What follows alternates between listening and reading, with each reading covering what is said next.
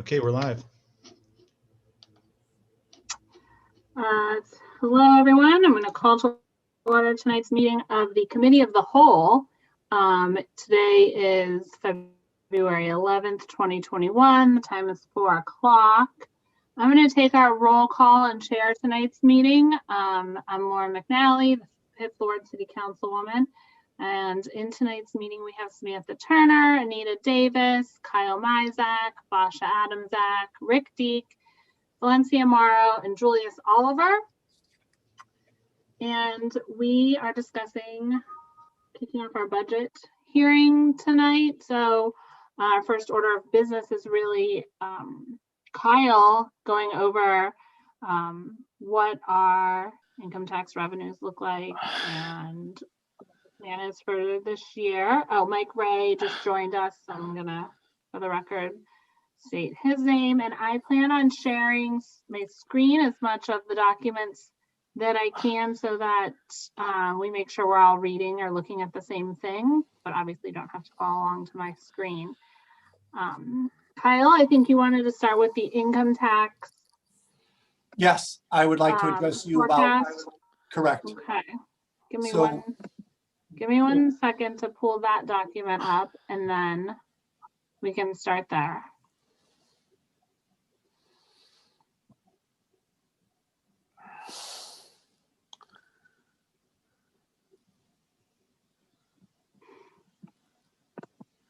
Okay, can you guys all see this? I have a black screen. Yeah, I can't see it. It's just a black screen. Black screen. Is it coming? It says Lauren McNally has started screen sharing, but it's black.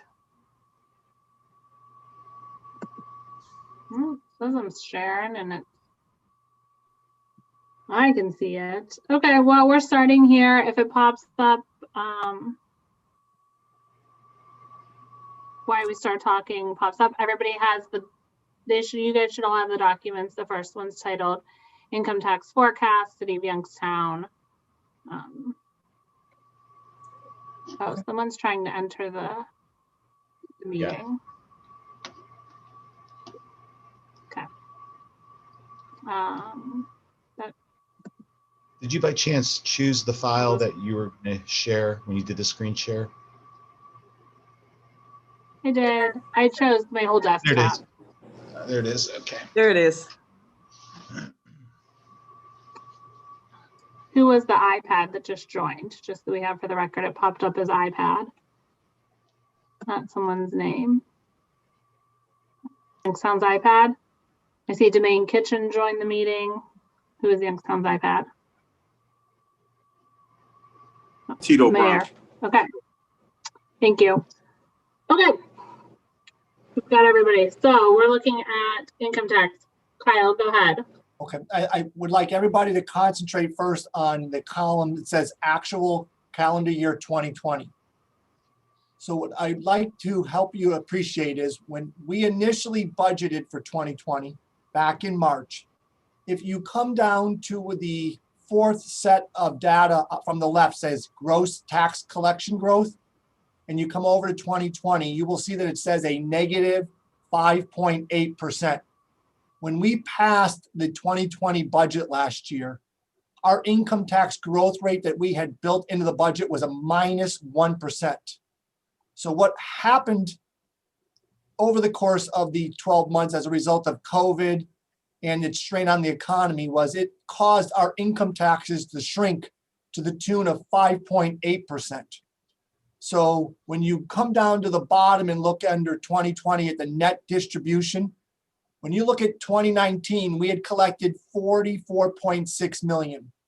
When you looked at what the net impact was for 2020, we collected nearly $2.6 million less.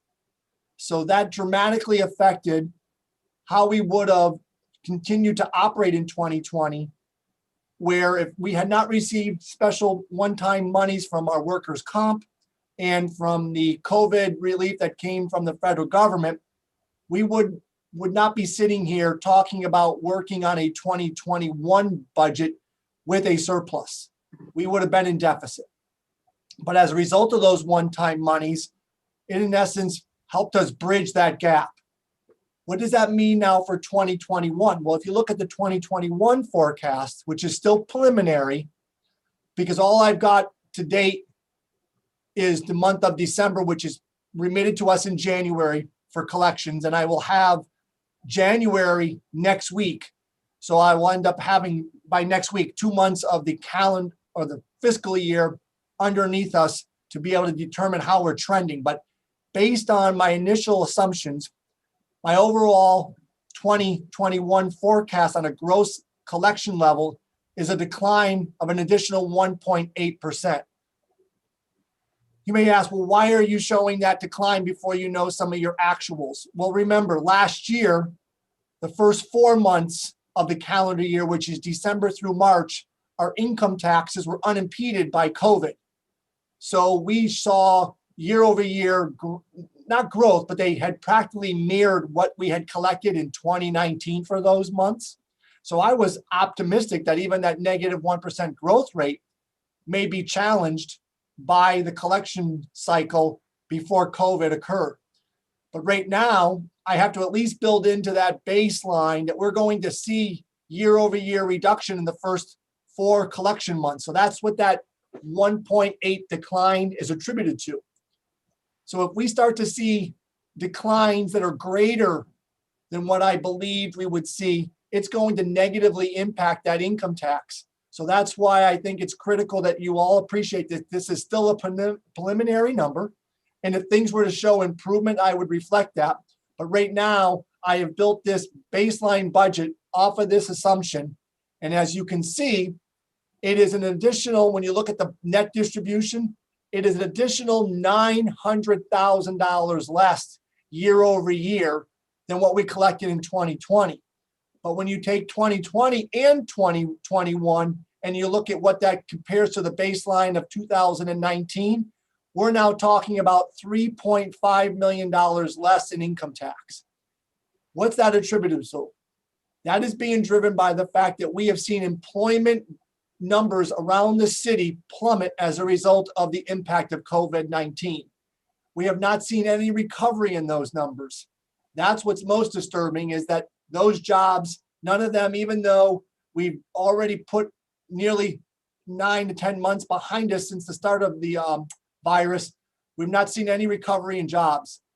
And that makes me concerned going forward that if this is going to be our new baseline, we're going to have difficulties balancing our budgets unless we start to consider changing our spending habits, because we don't have, it's not that easy to quickly generate new income revenue through other sources. The easiest way to balance the budget is to reduce expenditures, unless we can find alternate sources, or if there's going to be some assistance from the federal or state government in one-time revenues. So I want to finish with just one slide and maybe open up for some questions, but I think at the bottom, when you look at it, this is how the revenue that our net collection gets distributed across our funds. And it's all based on when the tax law for the income taxes were increased. So there's dedicated amounts that go to police and fire. But as the overall tax collections declines, the transfer to those funds decrease, the actual direct deposit into those police and fire funds decline. And the only way to make up that difference is by the general fund subsidy, which we'll talk about later. But I just want to show you that since 2019, in 2021, if we end up collecting this $41 million, the police department will get less than $800,000 less than what they received in 2019. The fire department will get nearly $700,000 less. So as the income tax declines, the contribution to those two major funds also declines on an equal bearing. And so I just want you to be aware of that. That's why the difficulty of balancing the budget gets harder, because those monies directly go to those two funds. Does anybody have any questions about the revenue forecast that we have, that is in place for 2021 that is in front of you tonight? Okay.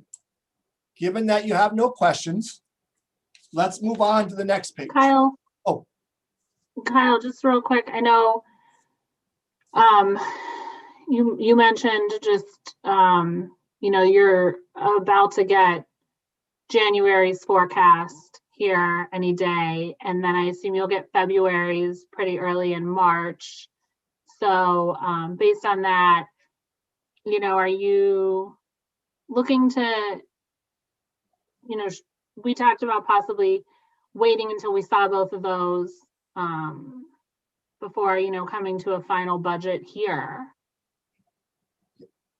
Through the chair. for the city and passing something like that. Through the chair. I think the mayor and myself would say we'd like to get a budget document finished, but it's probably not in our best interest to pass it until we get closer to the end of the month of March, because it would be in our best interest to look at what we've collected for the first fourth of the year, because we'll have 3 months under our belt by March 15th. So we'll be able to better evaluate, are we on target for those first few months of the year? And if we are, it would make the administration and myself more comfortable with our revenue forecast. There's one more large caveat that I need to identify for you here that's not in this document, and that is the one pager that I shared with all of you today about the court cases that have been the lawsuits where the Buckeye Institute down in Columbus is actually going to provide legal assistance for 2 filers who have filed lawsuits in Columbus and in Cincinnati, fighting the constitutionality of the commuter tax. As you look at the refunds, I have a slight bump just because I believe that we're going to have a lot of people that were doctors and lawyers who typically, work part-time in the city. And last year, given that they probably worked more from home or worked from different locations, that we're going to see a slight increase. But what's not built into this forecast is that if we start seeing refunds issued to people who worked for an employer that was in the city, but because they worked from home, they believe that they should be able to claim those refunds. And if that were to occur, as I said about a month and a half ago, then I was a newspaper article where I said that a 10% impact on all of our out-of-city taxpayers who work in the city, that a 10% impact would reduce income taxes by an additional $3 million. So it's kind of alarming that if this were to move forward and we have to start issuing refunds, we would see a dramatic decrease in our income tax for 2021.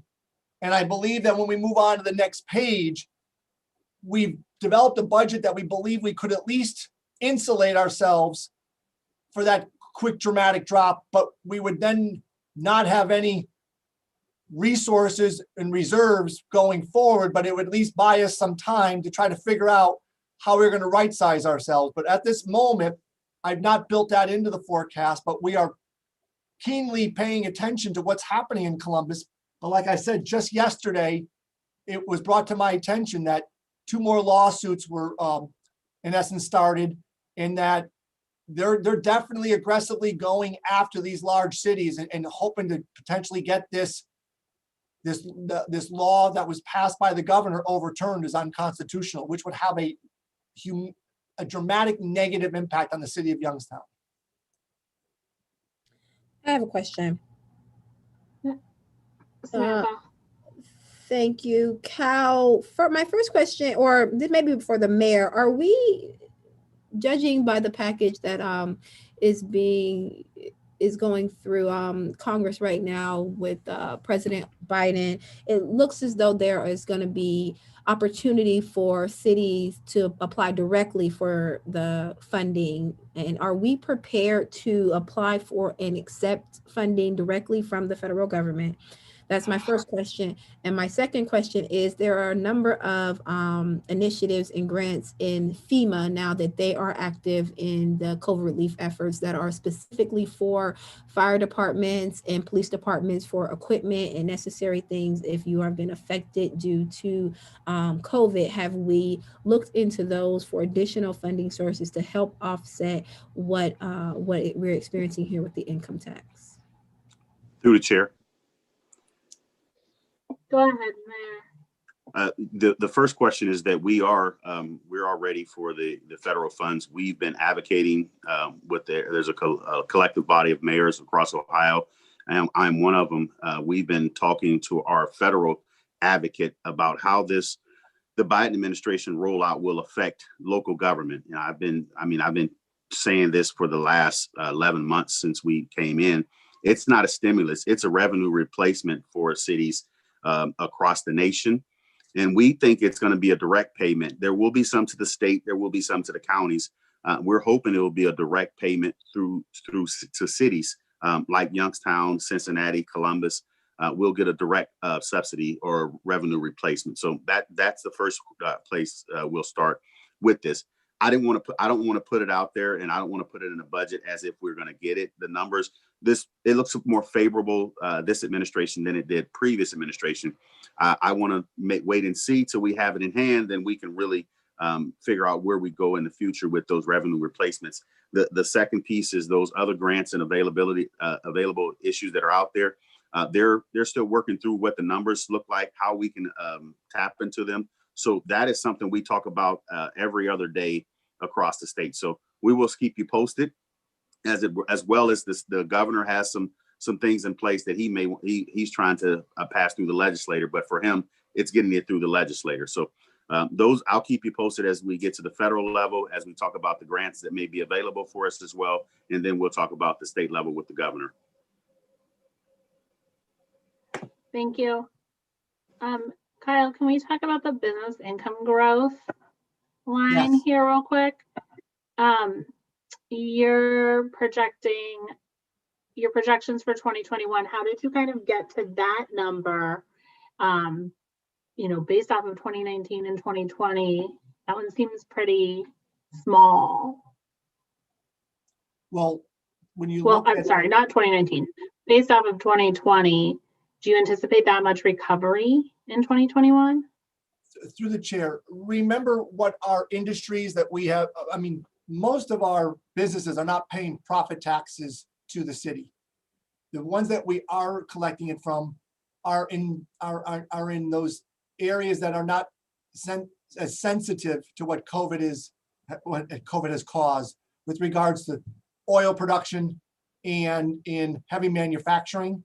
So that is why I have not dramatically cut my business profit tax. But when you look at it though, it is year over year though, we're already 29% down from 2019. So what you're looking at from a healthy baseline is really almost a 34% reduction from when things were much healthier in the economy. So that is why it's kind of masked when you look at that, because those actual numbers for 2020, those came in based on profits of the prior year.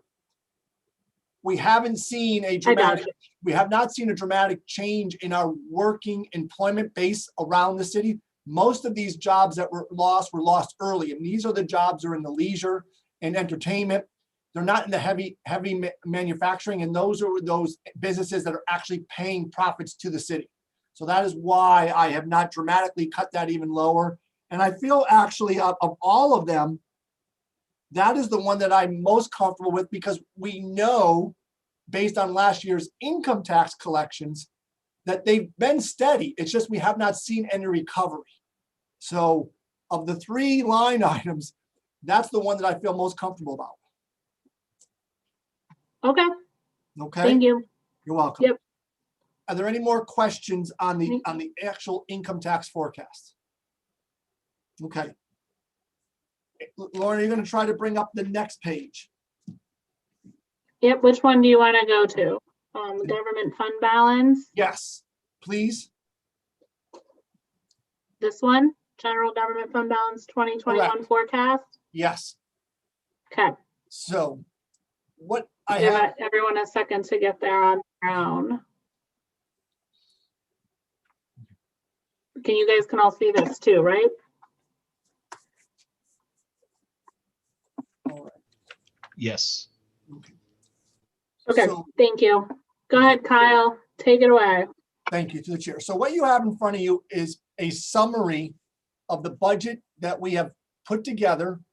That is a skeleton budget where what we've done is I've developed the revenue forecast across all the general government funds. And the reason we're talking about general government funds is these are the funds that this general fund subsidizes with its transfer.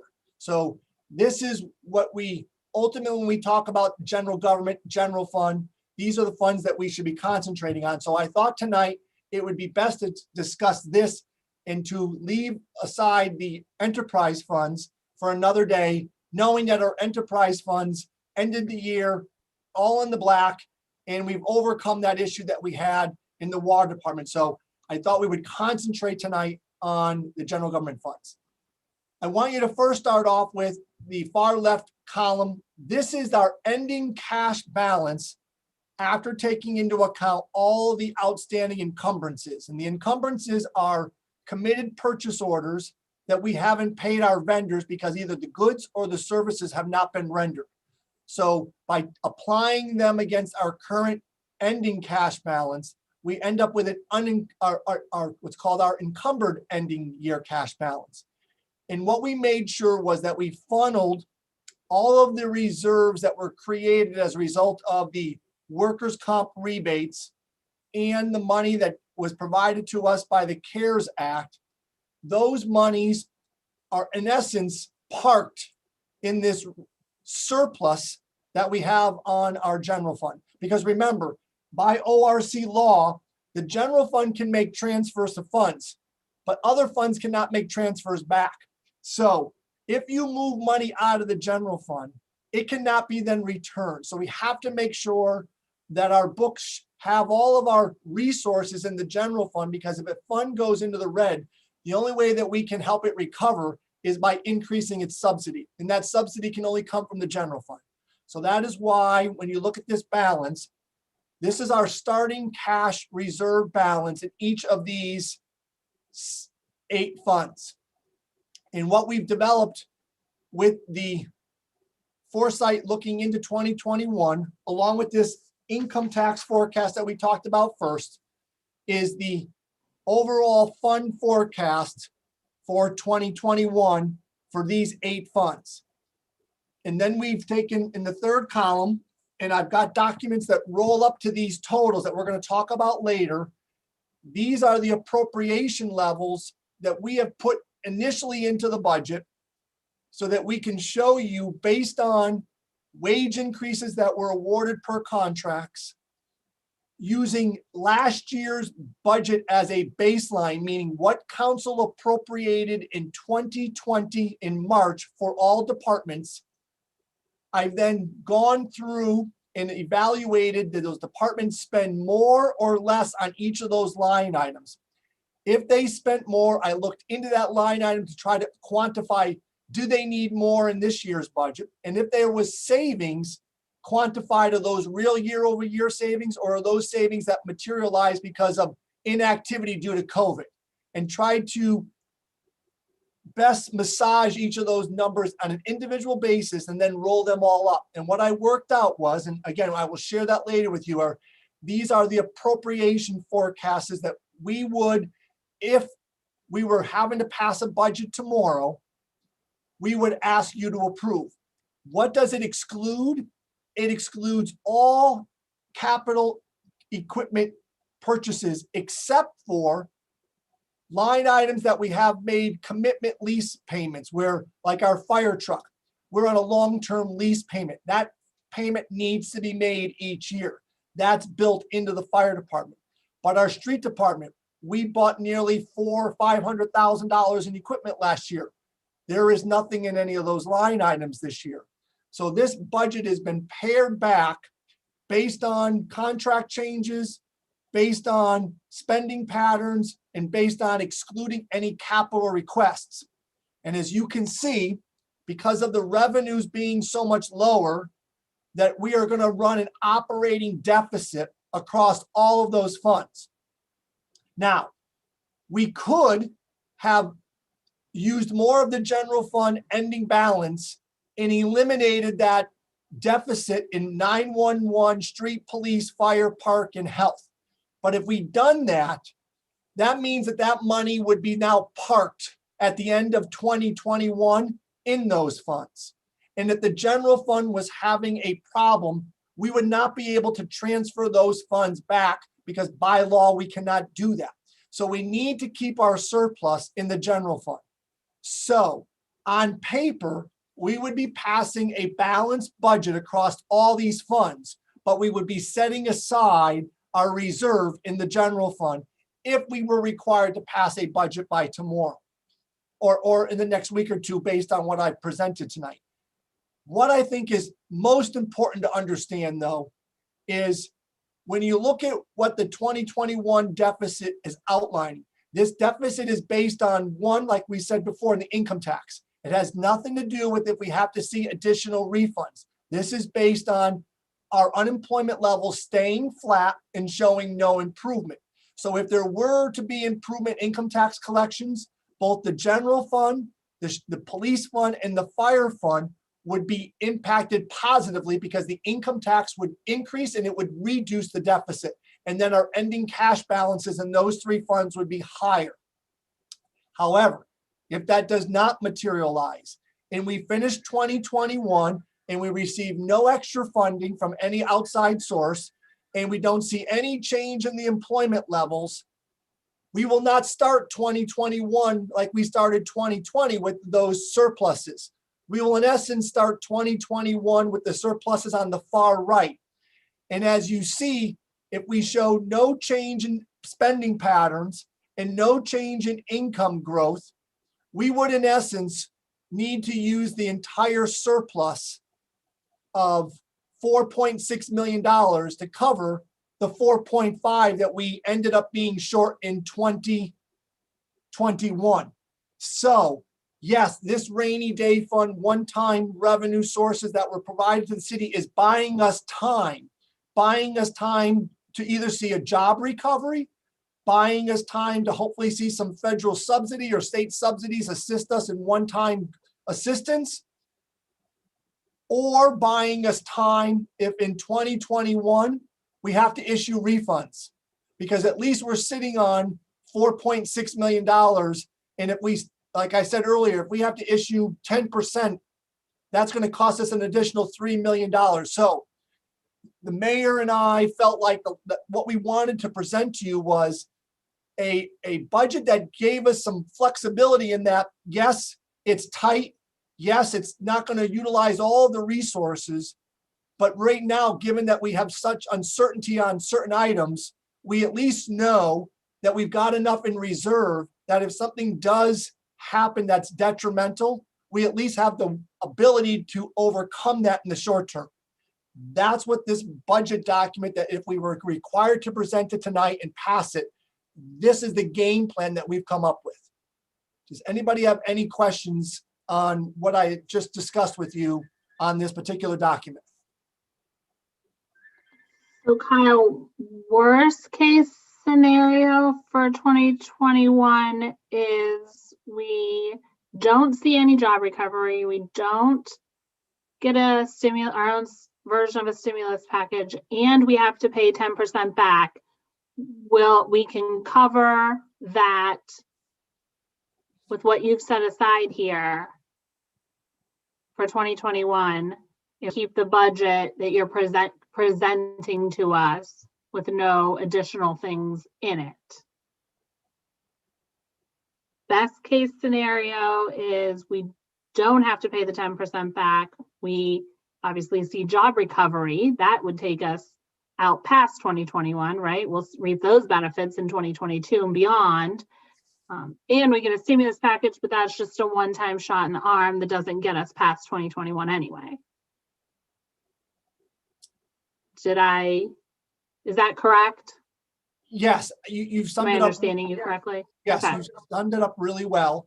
And again, I think the thing to point out too that I did not discuss, the administration is going to sit down with department heads and prioritize some capital improvements. We're then going to bring that to you and ask you for your recommendation also, so that if things were to start to improve, we could come back to council as a whole and ask you to appropriate those dollars where you believe it's in our best, interest of the community to spend them. If those new monies start to materialize and we decide as a whole that we want to spend it versus, setting it aside and using it for, rainy day fund by increasing that. But that would be a decision of council. But right now, that is not built into the document, but we're going to go through that exercise internally because there are things that we need. It's just right now we can't afford to go out and spend this money because of so much uncertainty with what's going to happen in 2021 and in 2022. And in terms of, and this might be a question for the mayor more so, but in terms of, our abilities to provide at least the same amount of services that we did, I'd say in 2019 versus 2021. What is that? I know we're not buying, you keep talking about big purchases of equipment. Well, those are kind of nice to haves, as we've known in the past. Our street department went 20 years without new equipment. So I guess I kind of want to talk about the impact on services and what we can expect from that side of things with a budget that looks like it does for 2021. Through the chair. Yes. One of the challenges that we'll have is to make sure that we continue to provide the level of service to the citizens of Youngstown that we've been providing. And that's why we wanted to make sure that we didn't go out and buy things that we necessarily need, but it could be put off a little bit longer to really find out what the first and second quarter looks like in this year. I think with the new administration, there are opportunities that may come around. There's a lot of more relief that's happening out there. On a call with Senator Sherrod Brown's office yesterday and from the banking committee, they are talking about relief for small business, housing, and transportation. So that relief may not be directly to the city. It may be relief to the small business owner or the business owners that are out there. So there's a lot of things in play. The first focus will continue to provide the service delivery for the citizens. And we will figure out what happens as we go along. So it's a work in progress. We want to make sure we provide it, but if the dollars are not there to do so, that's why we say let's hold back with spending it. Let's have the dollars to do it if we need it, and talk with council with your priorities of how to deal with it. Okay, so are there specific, can you give me a specific example, Kyle or the mayor, of something that this budget has cut and sort of the trickle down effect of that thing? Or it doesn't include, I guess it doesn't include something that we necessarily needed or wanted, and how that's going to affect. I'm just trying to get an understanding of, because I don't want to talk in such general terms of equipment. Can you just I could be in any department as an example. I'll address that. Okay, along with park department, we did not reduce the summer park program. Summer park program is fully funded. Federal Plaza, because we set aside so much money last year, we made sure those funds are still there, so that with regards to Federal Plaza, that if it's a choice of council to want to spend funds and do things, if the opportunity presents itself, given the COVID crisis, we have that luxury. We made sure that the health department has what it needs. And in essence, you can see that there is surplus money there that we cannot return back to the general fund. So we made sure that budget has not been shaved in any manner. It's getting what it had asked for last year, even though it it spent more than what it spent last year. There are some line items that you're going to see in the document that we've actually put more funding in. Another area that we made no cuts to was CIRV. I mean, I know that is an area that all of you wish to do more with, and it may be that you may decide that you want to funnel more, but what it was budgeted last year is in place again for it this year. We tried to bring to you a document that mirrored what you approved for in 2020 and show you that if we follow that same spending level, this is the kind of deficit in the year that it will generate. We didn't want to shave that deficit and cut. We wanted to bring it to you that if you think there's areas that we've overfunded and you want to see some cuts, we can discuss that. But we didn't want to start where you were asking us to put money back. If anything, we'd like to start where you're maybe making recommendations that we remove some of that money and maybe generate, and reduce the deficit. But we did not want in any way curtail services because the mayor and the administration wanted to make sure that we were not negatively impacting the citizens who were dealing already with COVID-19. Thanks, Kyle. I have a question. Anyone else have questions? Samantha? Yes. Cal, what was the surplus last year? What did we end in the general fund? Is that what you're asking? Yes. Okay, the general fund at the end of 2019 had $855,000 in it. Okay, what was the surplus in the end of 2020? At the end of 20, before encumbrances, well, we're going to use this, and we're going to use the 6907 that's on the page that we're looking at on the screen right now. Okay, and of that, I don't know why I had here that we had a surplus last year. We ended with 6.5 as our surplus ending last year. Or was it 4.5? We were ending for 2019. Right. No, at our last meeting, I may have wrote this wrong when we were going over numbers. What our surplus after we paid all of our bills? What was that number? Well, here's where you need to be you gotta be careful. Are we talking about one fund? Or are you talking about the cumulative total of these funds that are on this one sheet that we're talking about? Because we got to be careful that we're talking about the same thing, apples to apples, and not mixing things. If you're talking about just the general fund, the number I gave you was what the general fund. If you're looking at the general government funds, I'd have to add up these 8 funds from the end of 2019 and tell you what that was. And I can do that, and I can provide that to you tomorrow, or I can do that now and set aside if you have some other things you want to discuss. I can figure that out. Let me look at my notes. Go ahead. I'll be right. Okay. I'll be back with that. Yeah, does anyone else have any questions? Just speak up because I can't quite see everybody. Okay. Just Go for ahead, Kyle. just for clarification, if you take this document that you have in front of you right now, if you take that left-hand column and add all of those numbers together, you could say in essence, this is our excess funds that we have available for the next calendar year, for 2021. So yes, those are the funds that we've spread our resources, that our general government, that are in essence come about because of our income tax collections and because of the one-time monies that were provided to the city. One caveat to that, though, is when we got the workers' comp money, we are required to put the workers' comp money back into each fund that it was taken from. So some of the workers' comp money actually flowed back into water, some of it back into wastewater, and some of it back into environmental sanitation, because that's where the money originally came from. So on the CARES money, almost all of that went into the general government funds that you have here. We didn't funnel any of that money into any of the enterprise funds. Okay, great. Thank you so much. And I just wanted to I'm just trying to get some clarity. Before, you had stated that there's a general fund surplus of 6.5 million to start 2021.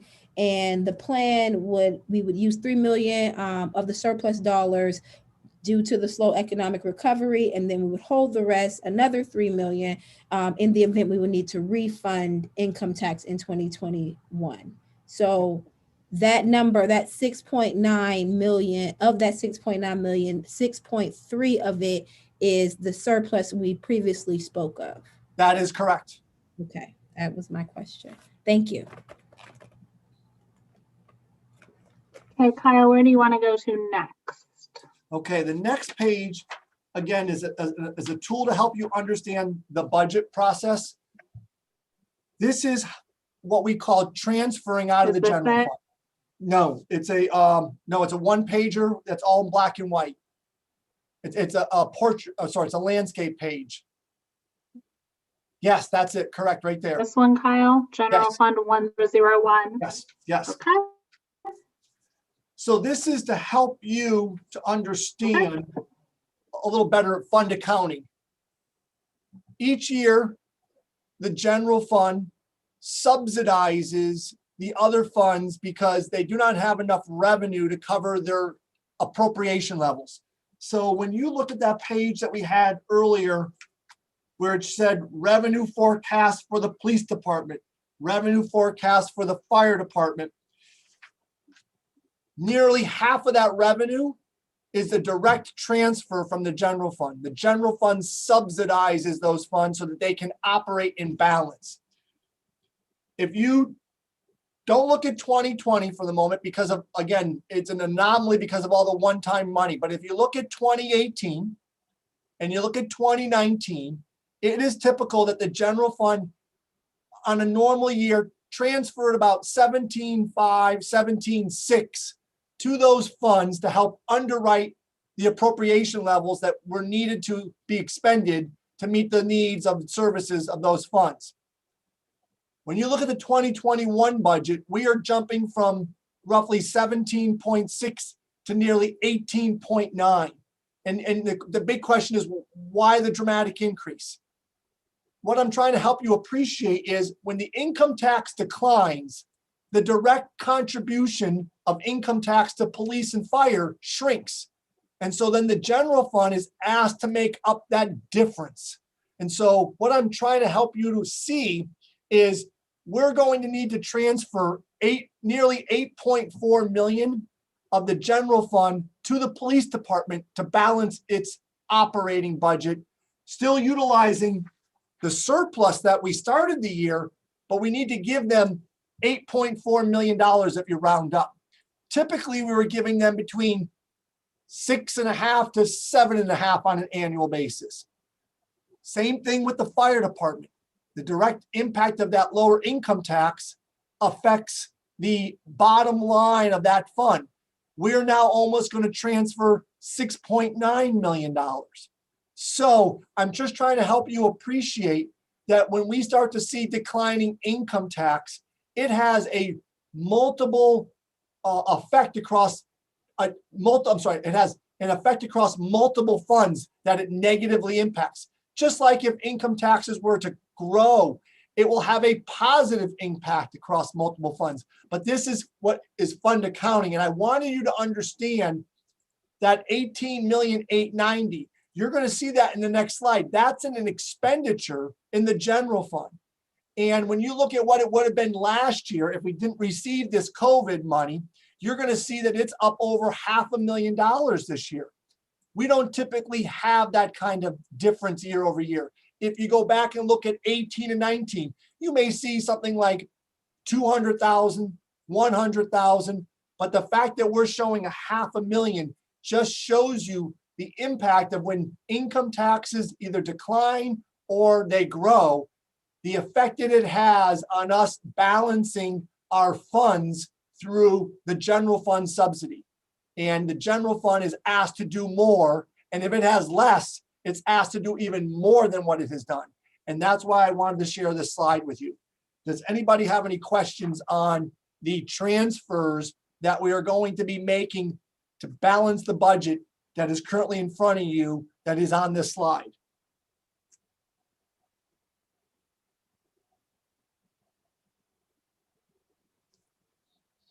Okay, if you have none, and let's move on to the first roll up of all the expenditures. But I'd like, before you move this slide, just remember that $18,890,000, that is the transfer out of the general fund. I'm going to show you where that is on a budget line item so that you have a better understanding of what we're talking about, okay?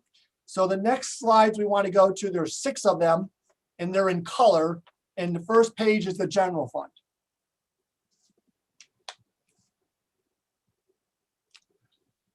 Okay, perfect. If I can just show you that, remember the second slide that we looked at that showed you the revenue and appropriation forecast for all of those general government funds? If you look at the appropriation total for the 2021 budget, they're going to match the bottom forecast number of each of these pages on page 2 to the color pages at the bottom. Those are your appropriations for the total funds of the general fund. And as we go through all of these, I'm trying to help you understand how all these documents connect to one another. Are there any questions? Anybody confused on that? Given that everybody understands that, wonderful. Okay. So what we have in front of you on the first page, this is the general fund rolled up of all of its divisions, taking a look at all of its personal services, all of its operating services, its capital outlay, its transfer, and any miscellaneous expense that, based on the budget that I built, looking at last year's and building in the wage increases, this is the impact of putting that together and rolling it up. And I'm comparing it to you, for you, looking at what you passed council in March of last year. And on some of these funds, you're going to see decreases, and that's as a result of employment where we haven't backfilled positions that people have left, or you're going to see increases because we've had salary increases, or as a result of people changing their filing status as married, single, because if they get married, their health insurance costs go up. If they get divorced or they don't have, or they have children, costs will change based on one of those 4 structured coverages that we provide. So we are looking at the details of each city employee working in the general fund, and this is rolling up all of their wages and benefits. And so year over year on paper, we are actually asking under this balanced document that there would be a $323,000 decrease versus last year's budget approved by council for personal services in the general fund. Now, is there detail behind this? Yes, there's lots of detail, but this is a roll-up summary, and I wanted to share that with you just to show you what we would be talking about if we were going to end up passing this document. You'd want to see the detail, and I would be providing you that, but this is the roll-up. The middle column is looking at your operating services. This is showing a slight increase. And again, if you look across, looking at the line items, this is what we are proposing to spend. Some of the line items are showing increases because when I looked at our actuals, we might have exceeded last year's budget. Some line items we might have come in under. So I tried to make sure, like I said, I tried to mirror the budget being identical. But if there was an area there was a sizable savings, I passed it on. If there was an area that we needed to spend more, I made sure those funds were there. Because again, we don't want to ask you to pass a budget that we don't have enough, or we don't want to pass a budget that you're giving us more than we need. So this was my plan as I tried to roll through this to help you be able to visualize the impact of these little changes and how they ultimately, when rolled up, what the bottom line is. So if you scroll down, you can see in the general government fund, in the general fund, that the largest increase, can you slide down that, Lauren, one more so that we can see lower below? A little further, please. See that $510,000 increase? That is the general fund transferring all of those funds as an expense out of the general fund to police, park, street. That's where that number gets highlighted in the general fund budget. So when you look at the overall general fund budget, that's roughly $33 million. 19 of it is subsidies going to the other funds. So again, just hoping you to get a better appreciation for how the budget works, especially the general fund. That revenue sharing agreement, that looks like that's a great savings, but in essence, that's not. That is the money that we normally give to Gerard based on the JED at Valorec. You do not want to see that declining. That's declining because Valorec's payroll is much lower. So the money that we're going to share with Gerard is less. And that's less because the overall payroll at Valorec is declining. We need to see that start to improve because they're our largest private employer in the city. And we have to share some of those collections with Gerard. And this is the line item where we expense those funds. But the fact that it's down $160,000 is not a good indicator of this budget. What it says is you're worrying about your revenues, and this is indicative in this line item that it spells that out because we're going to give less money to Gerard. But overall, year over year, this budget for the general fund is actually $11,000 less than what council approved last year. That's what I'm trying to show you by each of the major funds. But we are, in essence, trying to live with what you provided last year, even though there's some decreases and increases. If you have detailed questions, I'm gonna have to get back to you. I'll write them down just because I'll have to go in and look into each unit to determine, because this is a roll-up. This is council, mayor's office, finance department, civil service, law department, public works, bailiff, and clerk of court, all rolled up together to show you what the general fund government would be. So I'm sorry, Kyle, you said this year's budget is $11,000 less than what we passed last year as we're looking at it right now? Correct, for the general fund, correct. Okay, for the general fund, right. Okay. Okay.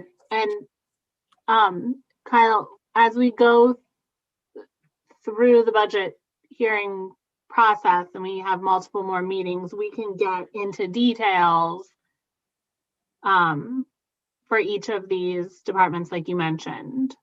That is right? correct. That is correct. I have all of those, because we have this all finished, all of those slides exist. They just haven't been printed and provided to you because it would be, again, this is the starting process to give you an insight of what we've done and where we want to go next. This is our starting place of how we would have those conversations. Okay. Okay. Does anyone have questions on this general, where we're at right now before we move on? Okay. Okay. Kyle, you want me to just keep scrolling? Yes. The next one is our health fund. So again, the bottom line is a slight increase. Where we're showing some changes are areas that either because of wage increases and changes in a number of employees or actual expenses last year compared to this year, where I had to modify and actually increase certain areas.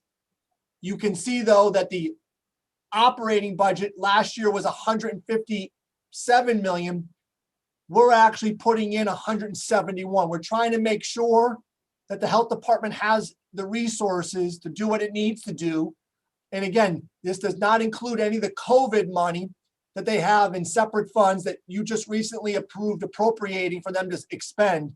This is money that the general fund subsidizes, and this is our normal health department that used to be part of the general fund that now it's its own standalone fund. So the city's health department cost about $1.5 million to operate. We collect about $100,000 in revenue. And so in essence, we underwrite this operation to the tune of $1.4 million out of the general fund. Are there any questions about this particular fund and its budget? All right. Moving on, the next fund is 911.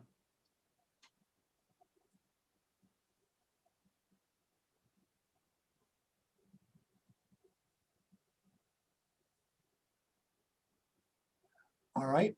Again, this overall budget is increasing.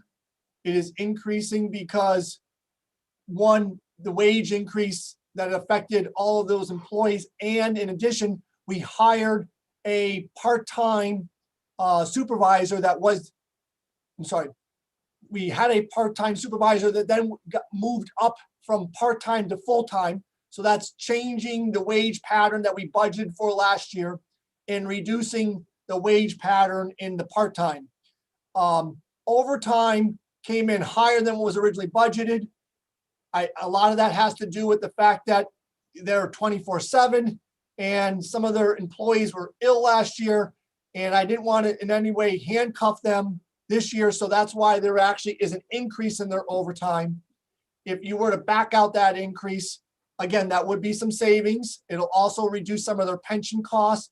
But at the time that I developed the budget, I did insert that thinking that it made sense, but it could be, again, it could be an area that can be addressed during discussions with the chief.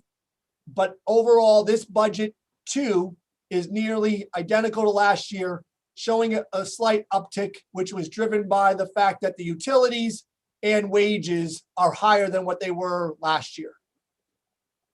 Through the chair, Samantha? just a quick question.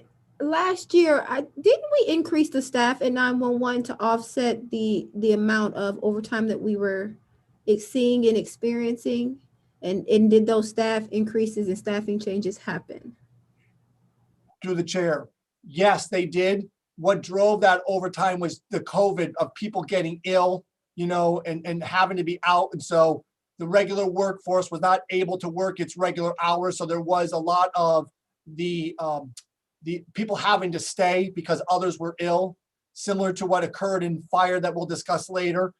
This is an area that definitely can be just, addressed, that maybe it doesn't need the additional money. I just didn't want to not put it there because if people already get sick again, we know that it's a 24/7 operation, that it's going to have an impact. And last year that $60,000 was not enough. So that's why it's there. But yes, we did increase the head count on the full-timers there in hopes of reducing overtime. But the unforeseen COVID pandemic and its impact on that department caused the overtime to be higher. If we peel it off, we peel it off. It's just one of those things that if it does materialize again, I just wanted to make sure that we were being more conservative with our overall forecast than being aggressive, because I don't want us to shortchange ourselves, but it doesn't mean that we can't address this and change it going forward. It's just an area that I felt I needed to, bump it up, and that's why I did it for the recommendation that I'm making, but it doesn't mean that we need to stick by it. Okay, and just a direct follow-up. Samantha. I think there might be a column that I might want to see here. So what council approved in 2020, and then a middle column maybe of what was actually expended in 2020. And I mean, even with the caveat of all things considered as far as COVID, and then what we're forecasting for 2021. So I think, and I don't know if any of my other colleagues would like to see that, but I would like to see what we actually spent in each of these categories as we go dig a little bit deeper into each fund in each department. Through the chair, I can provide that. There's just one caveat that you need to appreciate. All of the furloughs where they occurred, all of those are going to show savings in wages and benefits because we did not charge unemployment back to each of the divisions. So when the general fund, all the unemployment costs went to the miscellaneous fund in the general fund because none of the departments had it budgeted. So what you are going to see across all of these funds where there were furlough employees, you're going to see the salary totals dramatically lower. You're going to see pension dramatically lower because those people were not paid. But yes, that was the only reason I did not include that, because it's not like a normal year where you're going to see 52 earning weeks for a calendar year. We've got some departments where you had a third of the department or the division furloughed and not working. So yes, I can provide that, but on some of them, it's going to show a dramatic amount of reduced cost because of those furlough savings. Thank you, Cal. I mean, I understand, and I think giving us that pre conversations that we can't use this to forecast because of so many outside factors, but just seeing the numbers, even if it is just in the operating expenditures, the office expenditures, overtime expenditures, just seeing what was really happening, I think it'll give us a clear picture of to where we're going and maybe to how we need to plan. So I just think that would be a very beneficial column for us to go over and talk about and be able to talk about why the number looks the way it does and what each department head did to get it to that number or didn't do. So thank you for adding that in when we have our next discussion. I appreciate that. Okay. All right, moving on, we have the street fund next.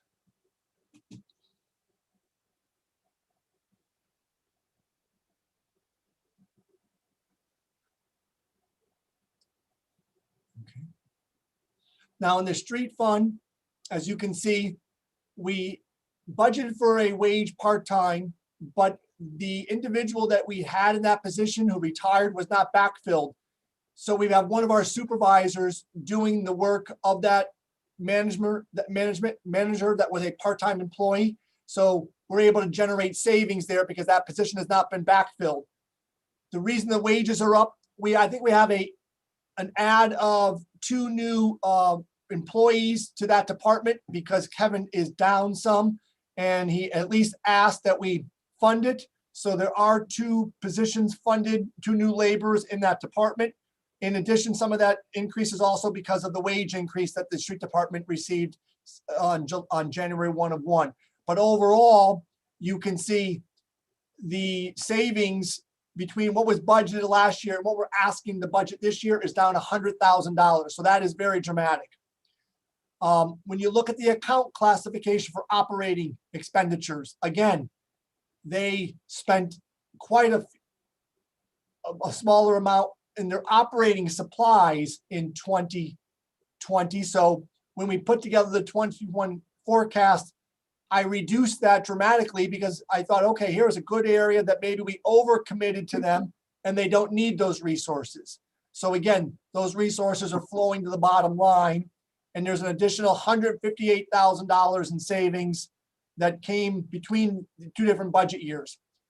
I think the most important thing that's really dramatic in this is the equipment line. Again, as we stated earlier, we're not funding that at the moment. And last year, we spent nearly $500,000 in the street department to acquire the needed equipment with regards to trucks and some plow trucks and other pieces of equipment.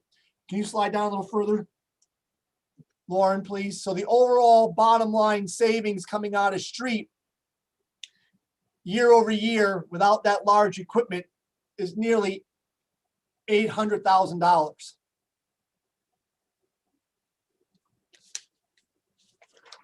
All right, moving on to the next fund. If there's no questions, the police fund. Just one question through the chair. Cal, you said that this allows for 2 new employees. Is that for full-time or part-time employees? Full-time. 2 full-time employees under wages, and we're nixing the part-time employment that's right. Yes, we're not backfilling that position. That's why it's at 0 through the chair. 2 full-times here. Okay. All right. Thank you. Remember, when we talk about department and payroll, I have another set of documents that show you all the departments except for police and fire, each individual name, employee, what their title is, that when we normally have those budget meetings. So that is something that's already finished because I had to have that prepared to actually build the budget. So I will be sharing those documents with you in advance of any next meeting. So that way you at least have an idea of what the numbers, when they roll up that you're seeing here, what is the detail behind them for wages. All right, the next one is police department.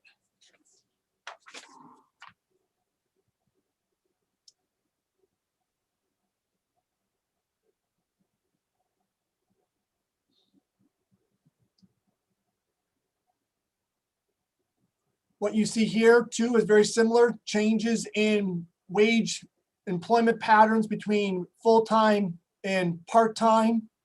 Also, a reduction in overtime. We will talk about what they actually generated in non-holiday and holiday when we finish these slides. There's 2 more slides that we're going to discuss that's going to address police and fire overtime directly. But right now on this particular roll-up of the police department, we are showing a savings in payroll of $138,000. When you scroll down between their line items for goods and services, really it's break even, but we had put a larger increase last year for gasoline, motor fuel. Again, if we don't see an uptick in pricing dramatically, I felt that there, again, what they spent and what we budgeted, there was definitely more of a conservative approach I took in 2020. So I was able to peel back some of those savings in 2021, and that's why you're seeing the operating line items show savings. And then there was no equipment purchases last year at all budgeted for the police department. So their bottom line impact is year-over-year savings of $151,000 on paper right now. There's no questions. I'll move on to the fire department.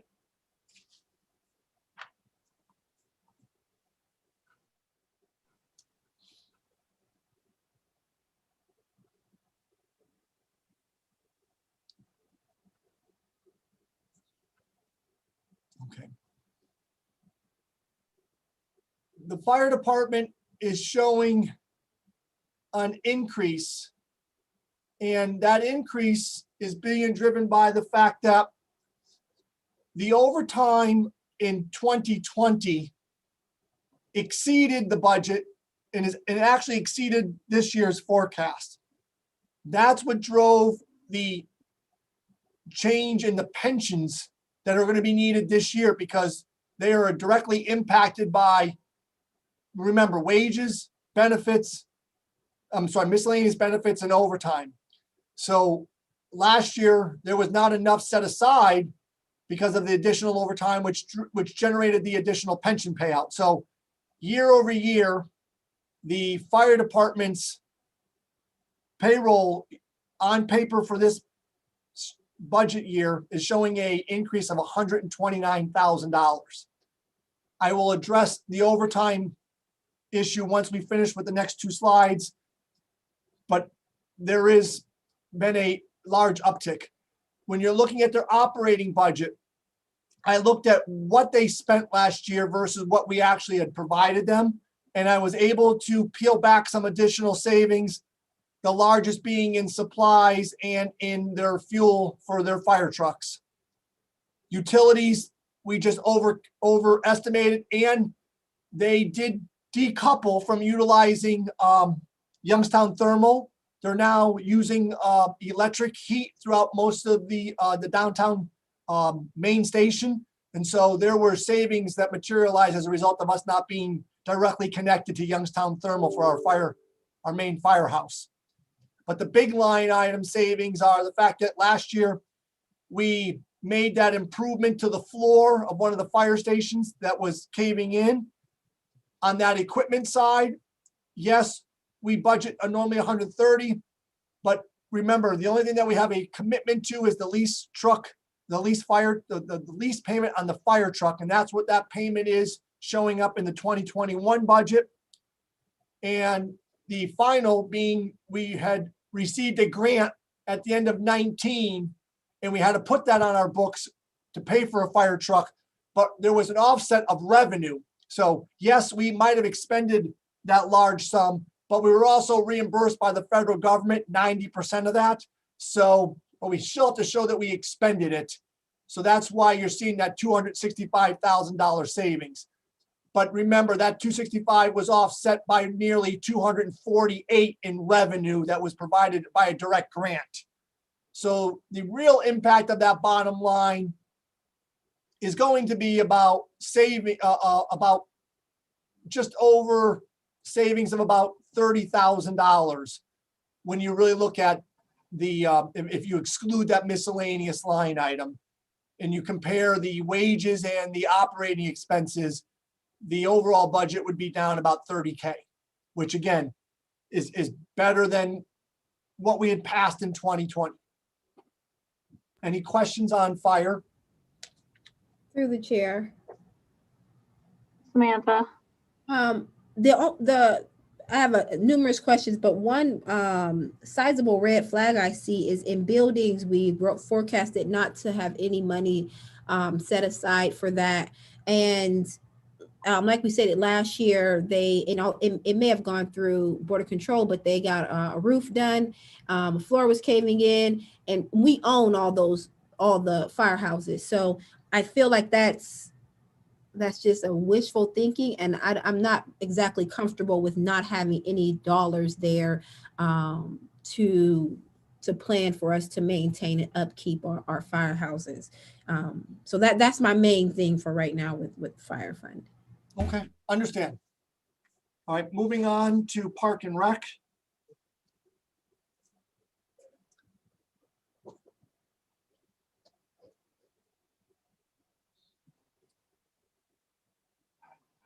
One area that we believe we may see some savings, we're unsure if we're going to have the normal summer park program, given that we don't know what type of safety precautions we're going to have to prepare for. I looked at what we actually spent last year, and all I did on the summer park program was reduce the part-time from 435,000 to 424,000. The other changes are due to changes in people's healthcare coverage and workers' comp. But there could be a reduction, a small reduction in the summer program, just because I don't know if it's going to start on time and what type of program that we're going to offer, but it is nearly fully funded. There was just a small decrease used there. But overall, when you come down and look at those line items, we are actually spending more money in the line items. And that reason is I'm unsure how much it's going to cost us to insure McKelvey Lake. I'm waiting to get the actual deed. We've notified Jackson Deacon. They're going to be sending people here to audit the area to determine what our liability coverage is going to need to provide coverage for not just the lake, but also for the dam. But it's going to be a park asset. So it's going to need to be paid out of the park department. And right now I'm not sure what that cost is going to be. So I put $70,000 there. We will know once the deed is passed on. We may actually have, we may have that before the end of March, most likely by not, because they're going to have to go out there and be able to walk that perimeter and determine just, again, a lot of details about it before they actually underwrite it for us. But that's where that cost is going to be incurred. So that's why that is much higher than last year. I'm sorry, Kyle, where are you sticking that? Under insurance. See that insurance? Oh, yes. okay. Yep, that Yes. makes sense. I'm sorry. Okay, no problem. The capital outlay, that actually was for the repairs that were done to, I'm trying to think what's on Fifth Avenue. What's the big park? Oh, there was some, one of the buildings was damaged, and that was repaired. So that's not built. That was where that tree came down, and it had to be, those are insurance proceeds that we had to expend. So that's why you're seeing that. And on the equipment side, we had purchased some trucks, and right now those are not in the budget this year. So you just slide down a little further. And so overall, the park department is showing a savings of $75,000 towards last year's budget comparison. Through the chair. Samantha? So here's, again, under capital outlay, we own all of our park pavilions and buildings, and there no money expended there to continue to make sure that maintenance and upkeep is done or replacements are done. That I don't think that that's wise. And then under equipment, we utilize lawnmowers, dump trucks.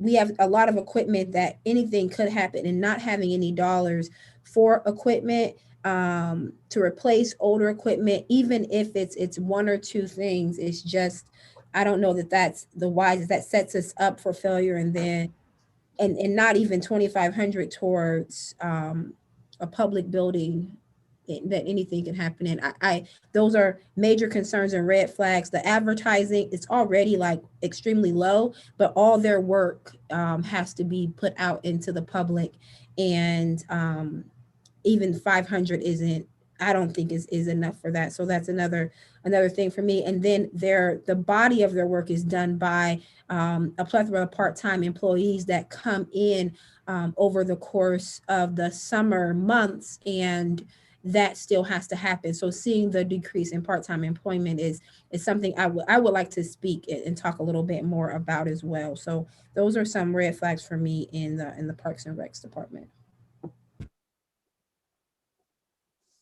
Moving on. The last one is the $5 auto license fund.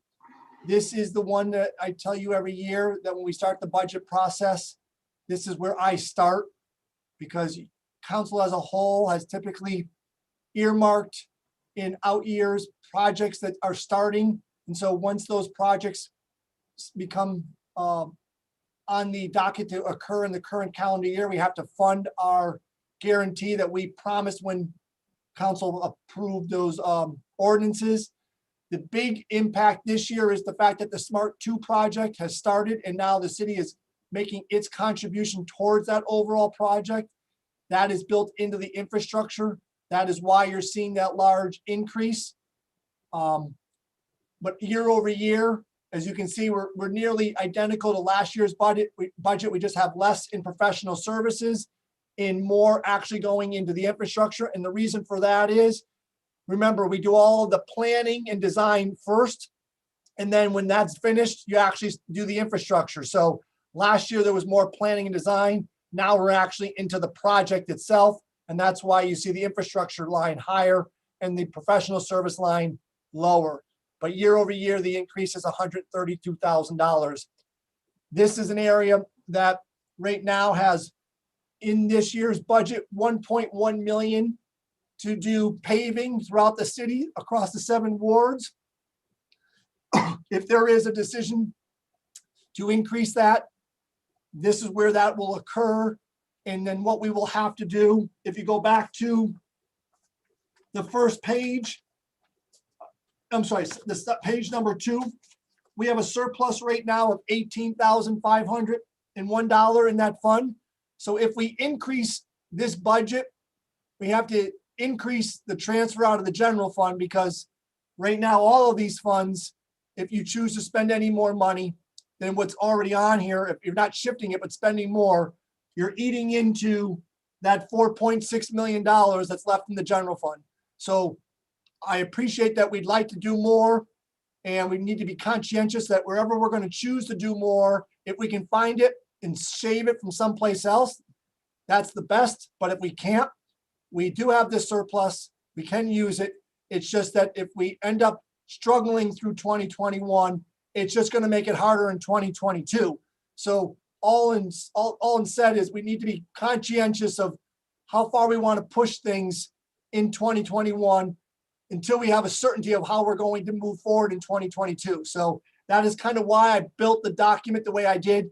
Wasn't trying to in any way choose one at the expense of the other. I just created a template for you to start from, and to show you that if you want to make changes, how those changes are going to impact the ending cash balance that the city has, and that we're trying to set aside with so much of uncertainty that we have.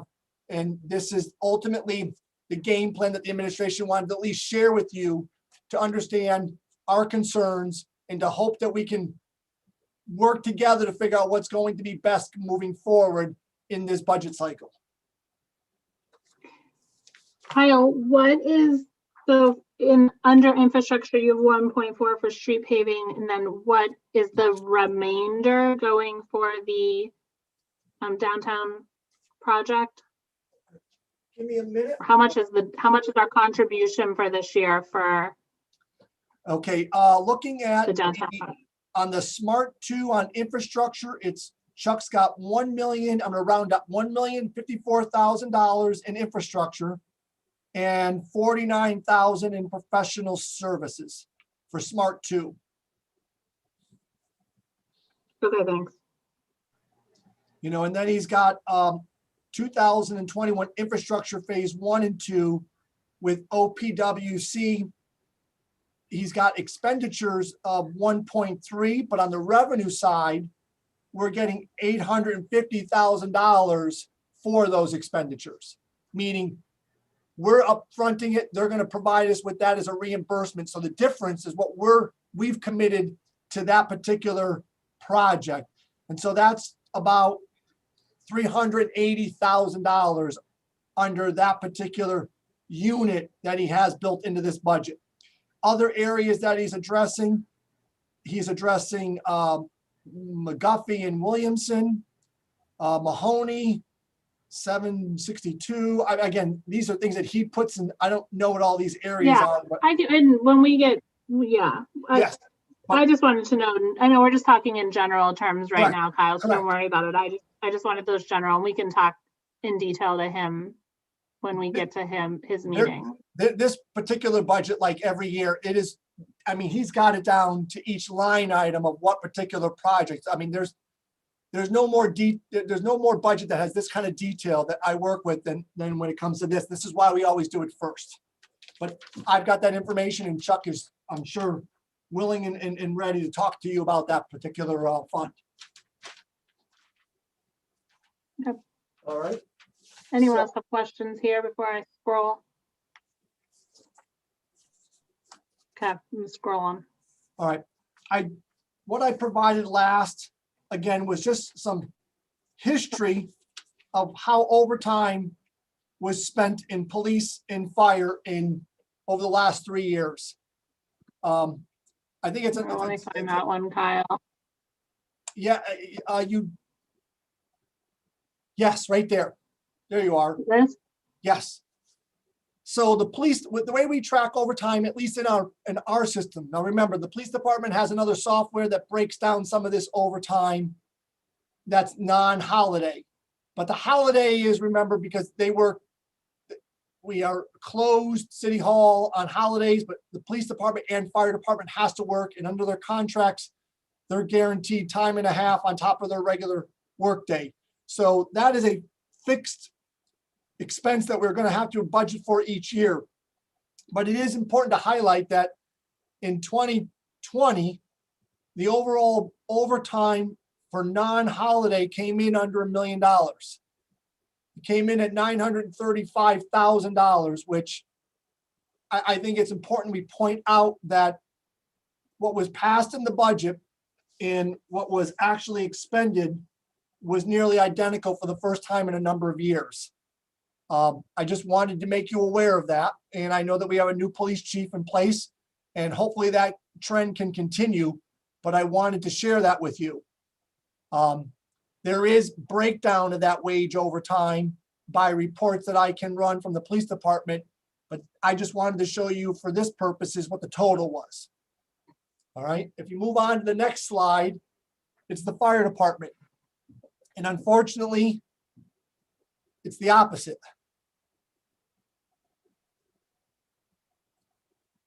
The trend has been that it's been costing us about $120,000 to between about $120,000 a year for regular overtime.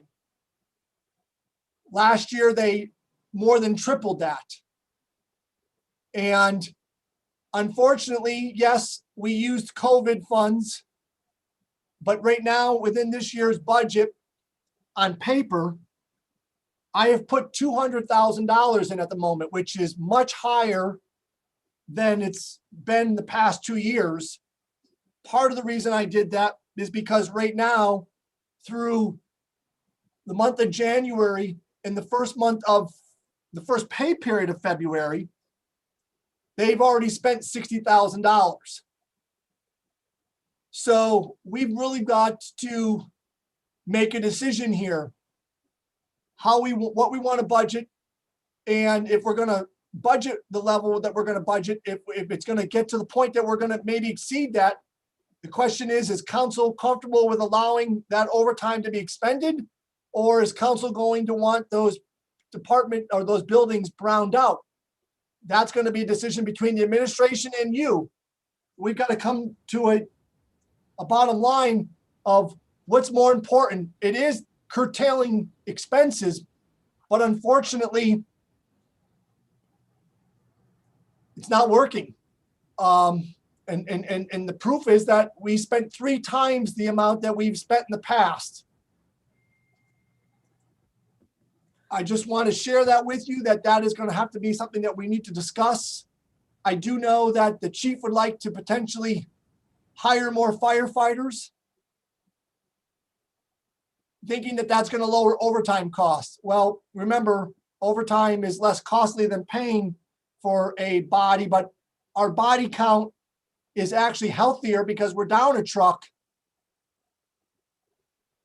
There's a disconnect, and the disconnect is occurring at the department, and it's something the administration is going to address. But we need to all be on the same page. And unfortunately, it's going to have to be made a decision. What is more important? Making sure that we keep our expenditures in line, or making sure the public feels that it's safe? And so there's going to have to be a balance, and it may require more money going into that line item than what we're accustomed to. And that's why, at least on this document, the total budget is $500,000. I put $300,000 for holiday and $200,000 for wage overtime, for regular overtime. That's what's built into the document that I shared with you earlier for the for the fire department. Through the chair. Samantha. I'm going to say I'm very proud of the police department for their efforts in their overtime and the fire. It's a little jarring to see it go up so much, but I can understand it to an extent. I would like to see what the staffing levels are for the department. When we come together to talk about this in a little more detail, where we are staffing wise, how that affected the year with the fire department, and then what are some ideas. I know that browning out the stations is very unpopular, and I would be interested in seeing the statistics behind how that did or did not affect the community overall, because we cannot go over as much as we have year over year, but so some constraints have to be put into place. But I think we should take a responsible view and look at it from the top. I'll make sure that that message gets conveyed to the fire chief. I'm sure that he would like to sit down and show you those numbers. He's advocating that we increase that staff. Again, it's difficult. Again, I'm looking at just numbers. How we get there could be a challenge, but if it's something that, council wants to concentrate on, then we need to concentrate on that and find areas that we can make inroads on and reduce the workforce if that's the case. So I don't believe we have the luxury to expand our workforce and not consider the ramifications of payroll costs are the highest cost of our budget. Roughly 77% of our budget is payroll costs. So if we're going to try to live within our means, it's hard to increase our payroll and do that at the same time. But we will work with you to try to come to a balance and determine what's in the best interest of the community, because that's ultimately what we're here for, to take care of the community. Exactly. And just I know that we had, thank you, allowed for wage increases in the street department. Does this include some of his requests for, not wage increase, but his requests for staffing changes, or it does not currently? It does not. No, it does not, because the requests are much larger. And again, did not want to bring to you initially a budget that was using too much of the surplus until you had a opportunity to at least see what we could present to you and what would be our starting point. And this is our starting point. Okay.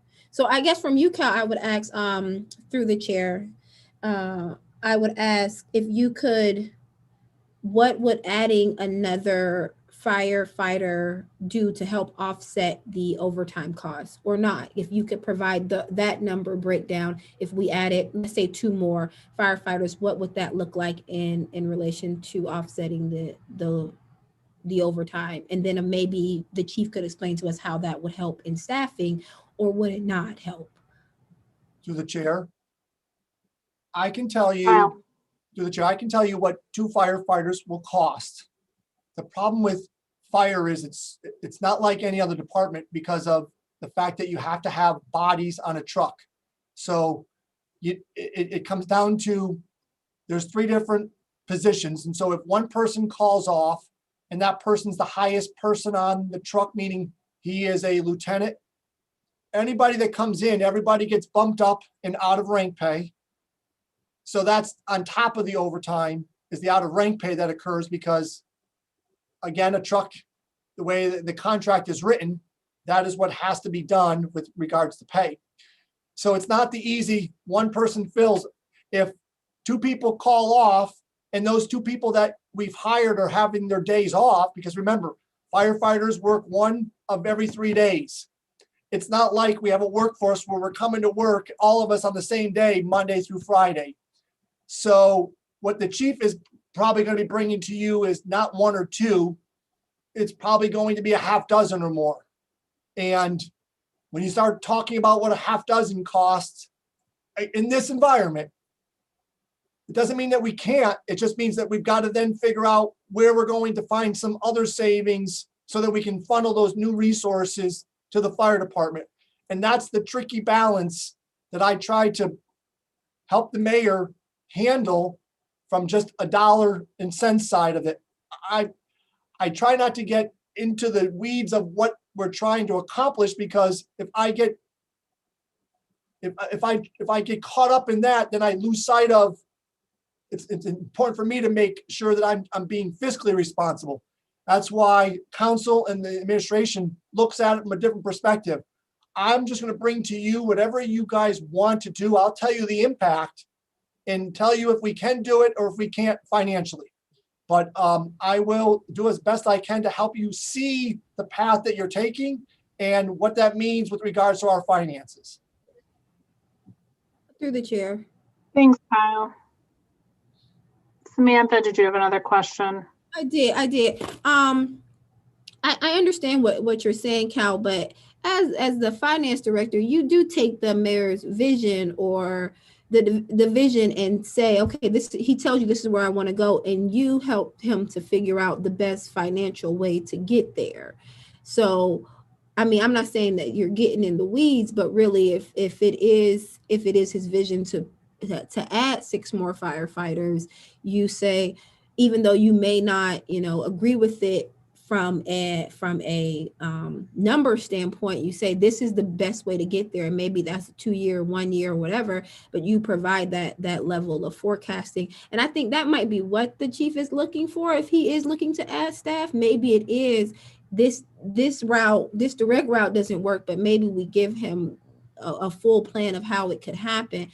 I'm not sure that's what he's looking for, but what I'm saying is that I think if he's saying that he needs more staff to right these wrongs and correct things, then, I think that we do need to sit down and fiscally figure out how we make that happen, because he is the fire professional in this equation. That's just my opinion, but we can get deeper into it as when we have our next meeting. So ultimately, Thank you. Go ahead, Kyle. I was just going to summarize and move on from here. So go ahead. No, I was just going to ask, should I summarize, or I think we've kind of gone through everything that helps you at least put a floor underneath this process, and any direction that we want to start moving in. we at least appreciate the impact of any changes and how it's going to affect the bottom line. What we're going to do next, I think that's going to be important, because I don't think the normal process of us sitting down with every single department and asking them about what they want to do this year versus what they wish they had done last year is going to make the most sense.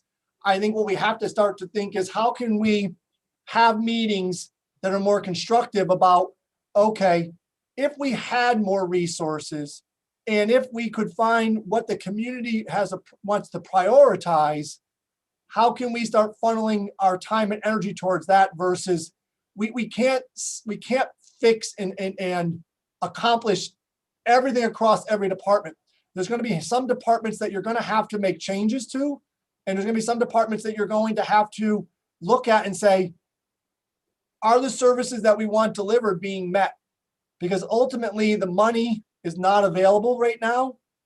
And so I think you as a group, along with the administration, is going to be challenged this year to figure out, okay, how do we prioritize and how do we make sure we deliver services that meet the needs of the public, but at the same time are conscientious that we've got some things that are headwinds that right now we still do not know the direction it's going to take us in. And that's critical, that with the decisions that we make, and that's what I've been hounding the mayor to be conscientious of that. And he's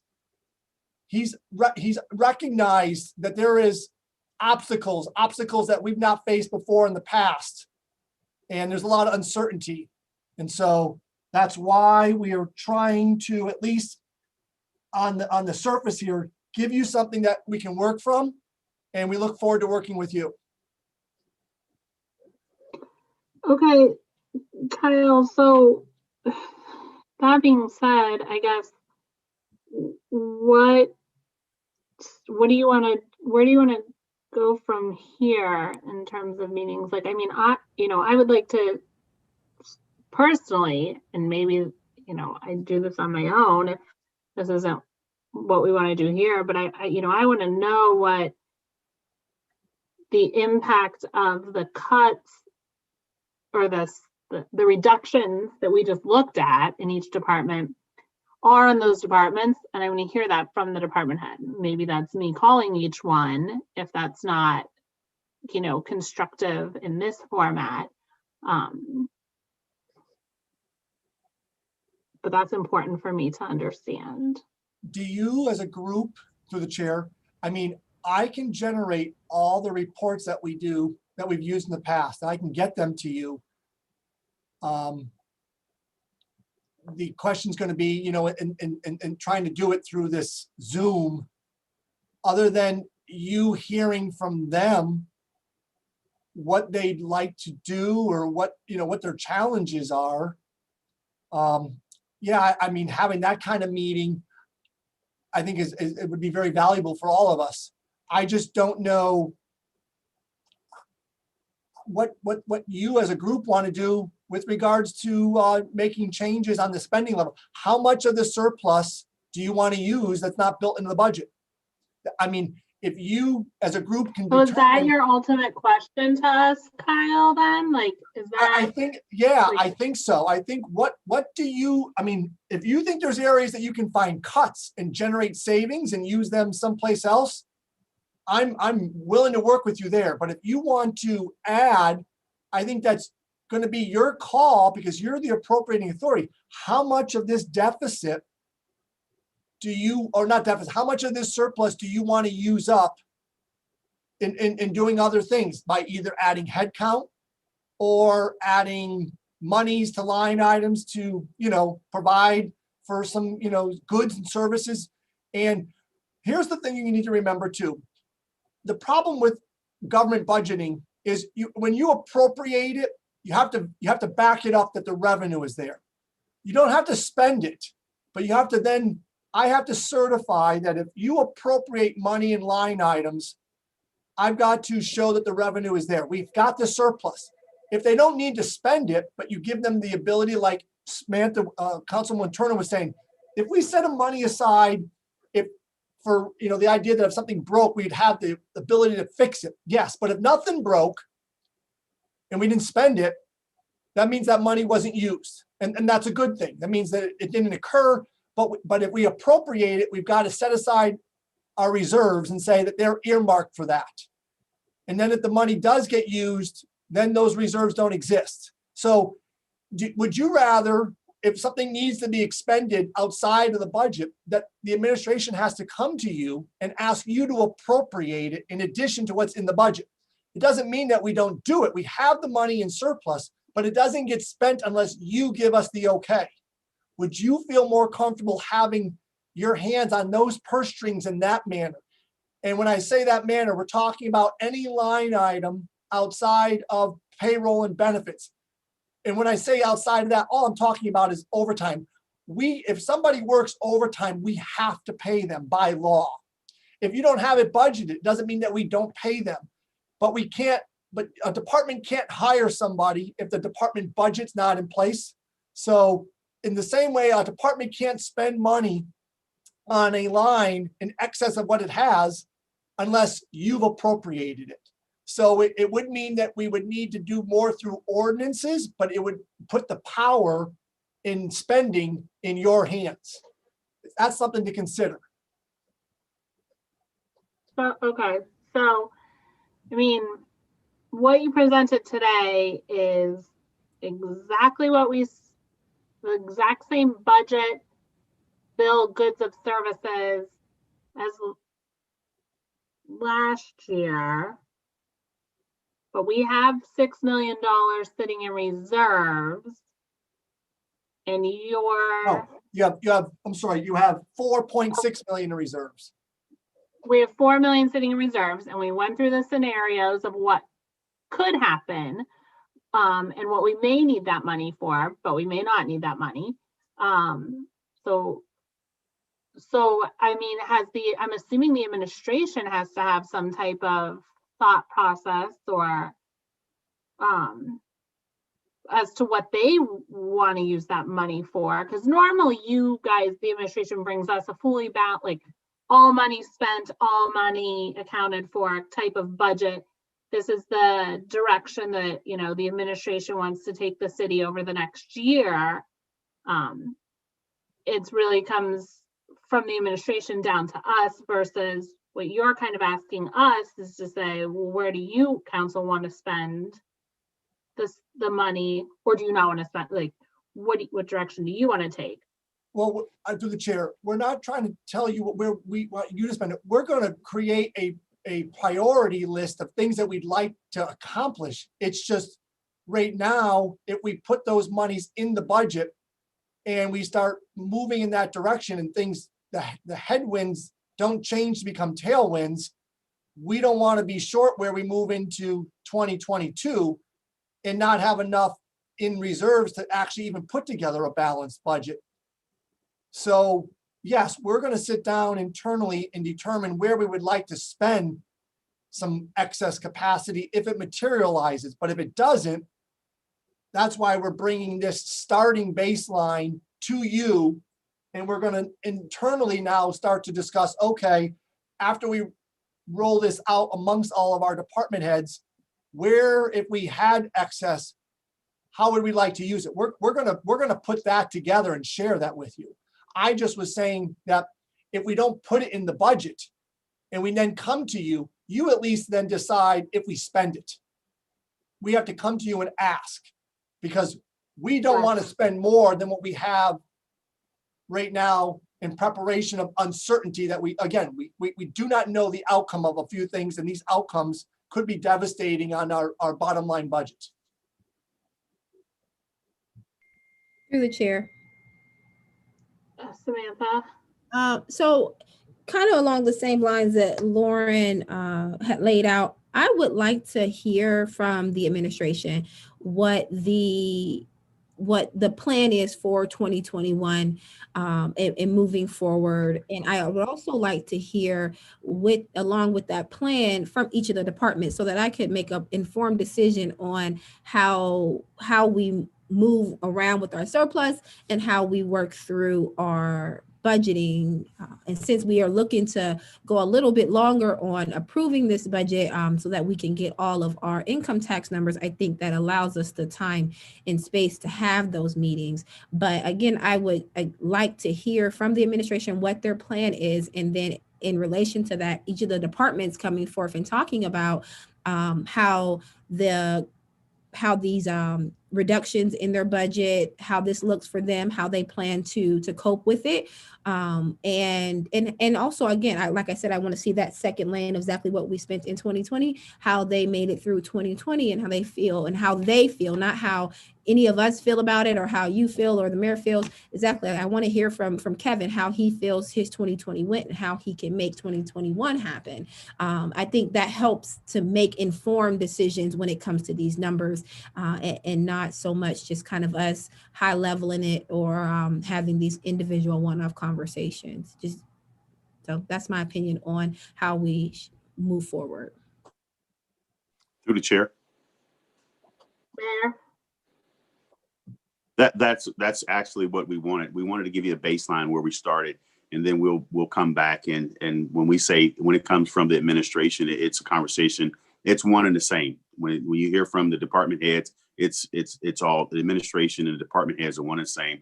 We'll talk about what we believe is the best way to deliver service to the citizens, but also talk about the departments, how they can sustain themselves over 2021. So those are great comments, great ideas, and we'll bring it back to you. But we just wanted to give you a baseline of where we are.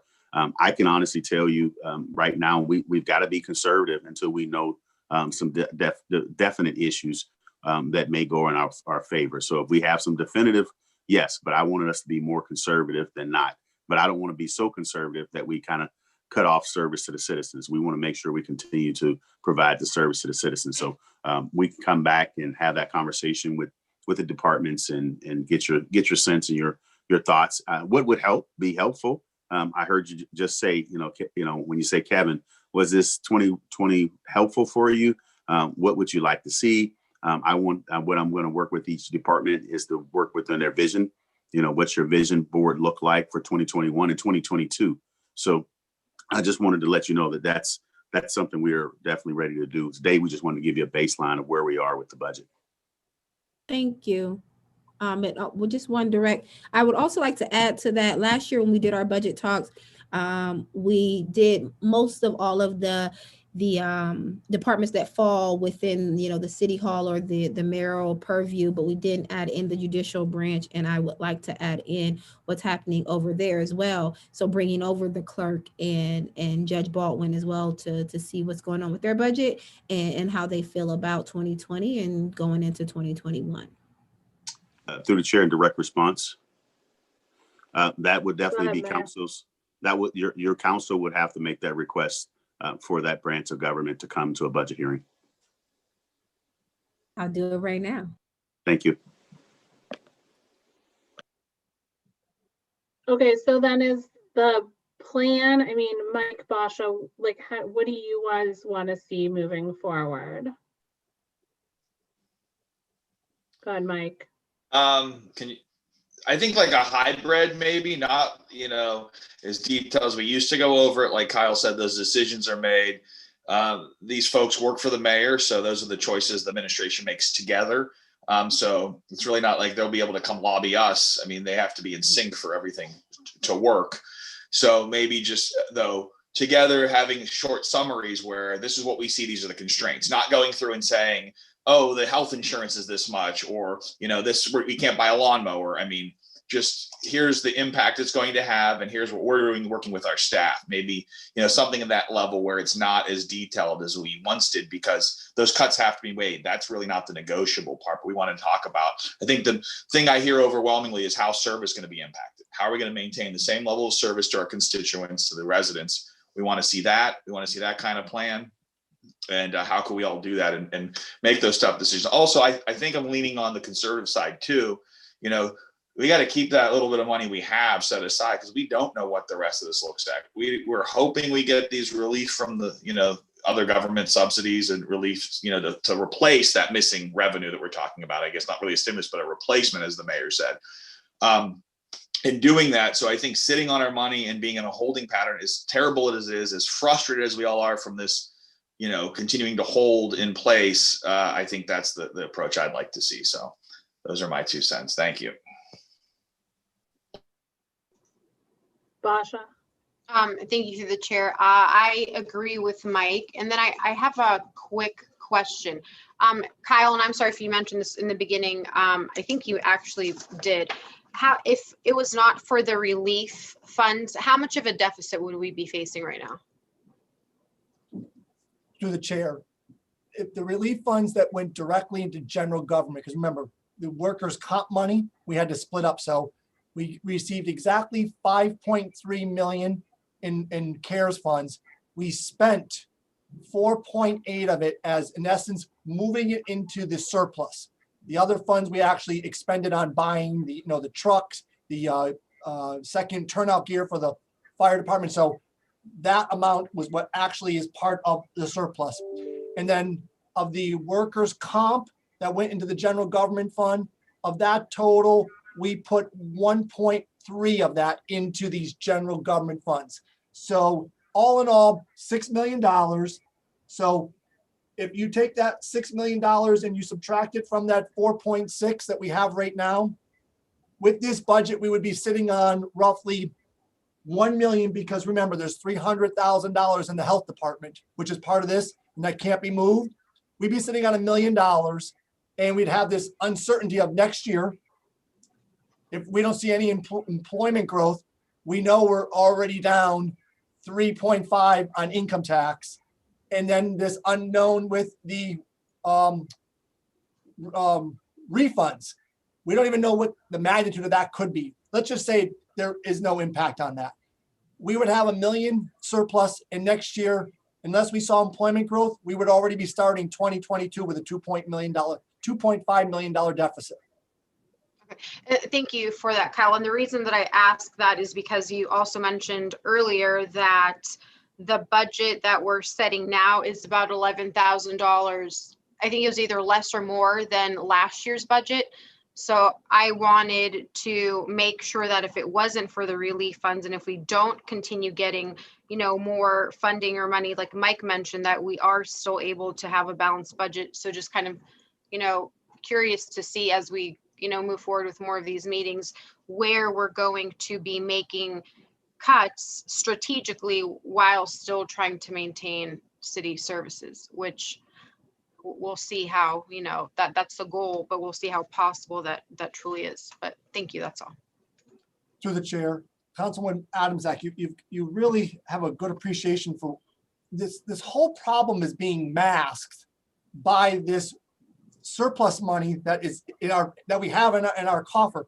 If we didn't receive any of these one-time monies, we would be dealing with a whole different situation. But we've been given a lifeline. And as the mayor said, now we've got to figure out, are we going to have any more obstacles ahead of us? And if we do, how do we get around them? But at the same time, how do we manage and continue to deliver the services and be conscientious so that if we got to take some careful steps, we take them and we make the right steps so that we get ourselves around this problem. But I can appreciate all of you having different approaches, because we want to make sure we take care of the public, but we want to make sure that we're good fiscal servants of the money that they provided us with. It is a balancing act.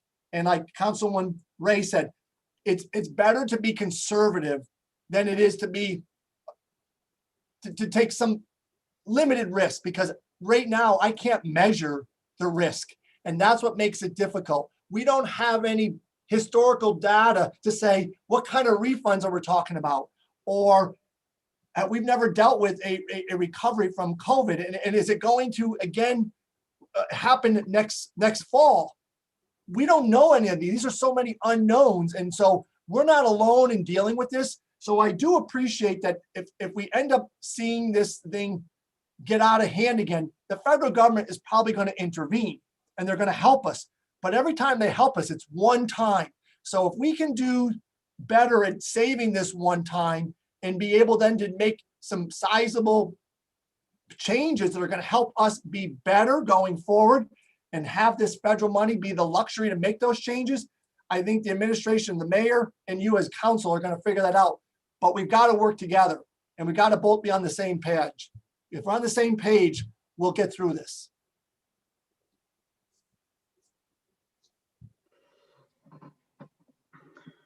Okay, so we need to schedule the rest of our meetings but we need to understand what it is we're going to look at the rest of our meetings. And I perhaps am still not understanding exactly what we need, how we want those meetings to look like. So perhaps somebody else from council can take the lead and say, this is who I want at these meetings, when I want them, and what I want them to look like. Because I'm sorry, but I'm just not quite formulating it in my head. Chairwoman, if I may suggest, I was going to actually call on Councilman Ray. I feel he had a good balance of making sure it's detailed enough, but not overly detailed to know maybe what pertinent information is most important for us to look at. So Mike, do you mind kind of taking lead on that? Thank you, Basha. Maybe just like, I guess the things we'd like to see is, the reduction, maybe just that high level, Kyle, what we're cutting, the amount we're starting with, what services or what staffing changes we would need. So like overall change, whether it's an increase or a decrease in their funding, potential impacts, and potential things to manage, mitigate, 3 to 5, I think just high level things like that we need to talk about. And then if we have additional questions, having a summary like that, I think would be able to have us be able to ask questions to the mayor and the department head to say, how we're executing that strategy. Does that make sense, Kyle, Mayor? Just something, or my colleagues to other members, would that be enough? I mean, just probably literally a 1-pager on these highlights with those changes and, and a little strategy, nothing major.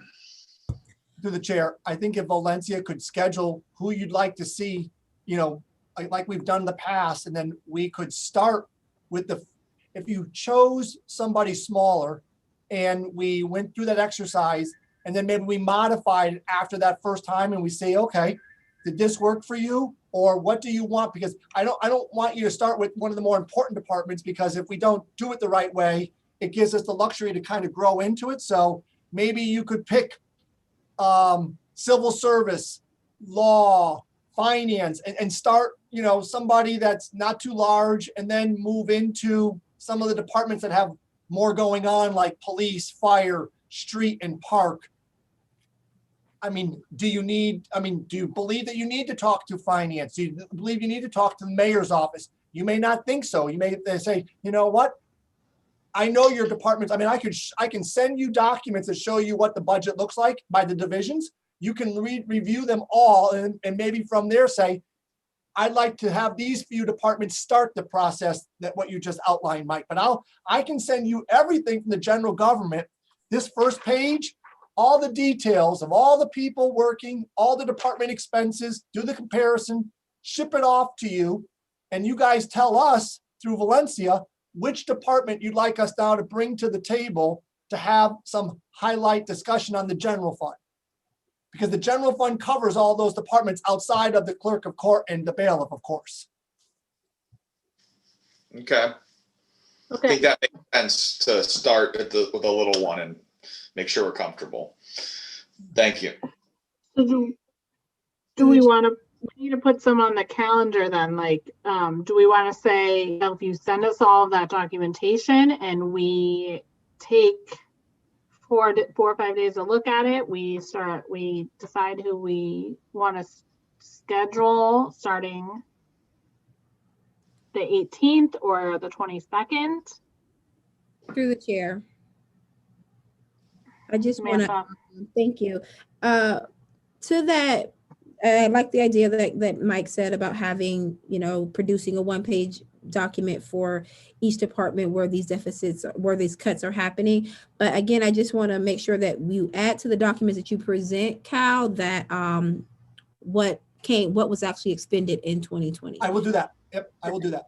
Perfect. And I sure. don't know about my colleagues, but I'll say this. I would like to hear from the department heads. I understand that, the mayor is the voice of them all, but I would like to hear from them. And I think we should all hear from them in the public.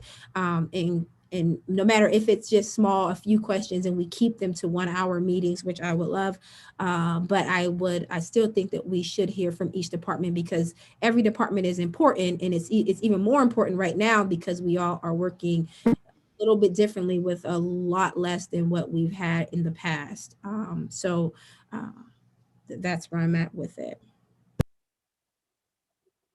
Samantha, in the past, we've been able to do like 4 in a night and still be quick about it with the department heads, because like Kyle said, some are super small, or we don't even really need to talk to, and we can eliminate those from the beginning if we want to. So Kyle, do you have like, say, 2 or 3 that you think would be good for us to start with and get on the books for? I know we've got 2 meetings already next week, so maybe the week of the 22nd, we try to schedule 2 budget hearing meetings if we need to. Yeah, if you'd like to, yeah. I mean, I'll start with general government. I mean, the general fund. So, I mean, we're talking about public works, housing. You're talking about, if you want, again, finance, law, civil service. There's nothing, and the mayor's office is the mayor's office. I mean, I'm going to give you all the data, the mayor's office. But when it comes to Sarah and Judge Baldwin, that would be you guys scheduling that to talk with it. But I would provide you the documentation though. And then you got CPED. So those are your general government funds. And then once you get through those, you're talking about, park, street, police and fire. And I'm sure you're going to have more in-depth dialogue with those, just because of just the nature of what they do. And then that would leave you with the enterprise funds. And the enterprise funds, again, I'm going to start crunching those numbers. They're going to be in balance, but I'm going to put them together the exact same way. And I mean, Harry and Gene, they've got projects. I mean, that's what's happening because of what's going on with Smart 2. I mean, Harry's got what's out in Front Street.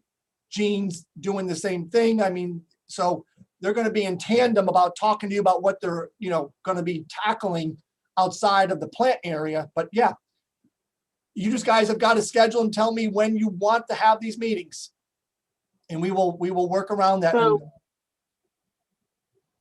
sorry, Kyle. So yeah, I mean, I'm just, because I know that once we get off of here and we go into email communication to schedule these, it gets messy. If we just say we're going to do like Tuesdays and Thursdays at 4 o'clock over the next weeks, however many weeks we, end up going out for, does that work for everybody? And I just say Tuesdays and Thursdays because I know Mondays and Wednesdays are council on on some of those weeks. But I wanted some type of consistency too for everybody. We just need to know who you're going to want in advance so that we can make sure that they're ready and prepared with the documents, so that, so this first one's critical. If you're going to have this if you're looking at next Tuesday, I think it's going to be difficult, but if you want to start next Thursday, because at least I was thinking we would start Tuesday, the 23rd. Oh, okay. So we do the 23rd and 25th, and then we do the 2nd and 4th, then, the 9th and 11th.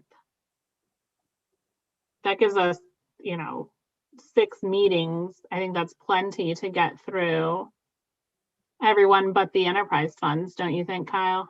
I think so. Now I have, like I said, everything is done except for what Samantha's asking for with regards to the actuals. I'm going to give the departments the materials that I have now, because for me to do what Samantha wants, I have to crunch numbers, because actuals like payroll, it is broken down into 12 line items because we track sick, holiday, all of that for wages. So I have to roll and crunch all those numbers at once. So I've got to do work extrapolating and doing things to make those numbers fit into the format that you're seeing budgeted numbers. That's going to take me some time, but I'm going to at least get all of the documents with payroll and the two budgets to everybody within police, fire. I've got all that done. It's just the actual numbers because of the way that the system kicks them out. I've got to work on that, but I'll get that accomplished for you guys. Okay, and then we can keep those meetings to follow, what Mike suggested there, just to try to keep them focused and, not get too far down the road of no return. Okay, so I kind of think, we're gonna be a little bit at the mercy as to the department heads' availabilities for those dates too. So maybe we just have them sign up. I don't know how you guys did it in the past. I think it's better if you tell us what days you want to meet with who, and the administration will tell the department heads, right now no one's on vacation. Everybody's working, so we just need to be told who you want to speak to, so that way we can organize it within the administration to make sure that everybody is ready to address you for what you're looking for. So it would help us if you could tell us who you'd like to have in front of you. Okay, if everybody's available. Mike.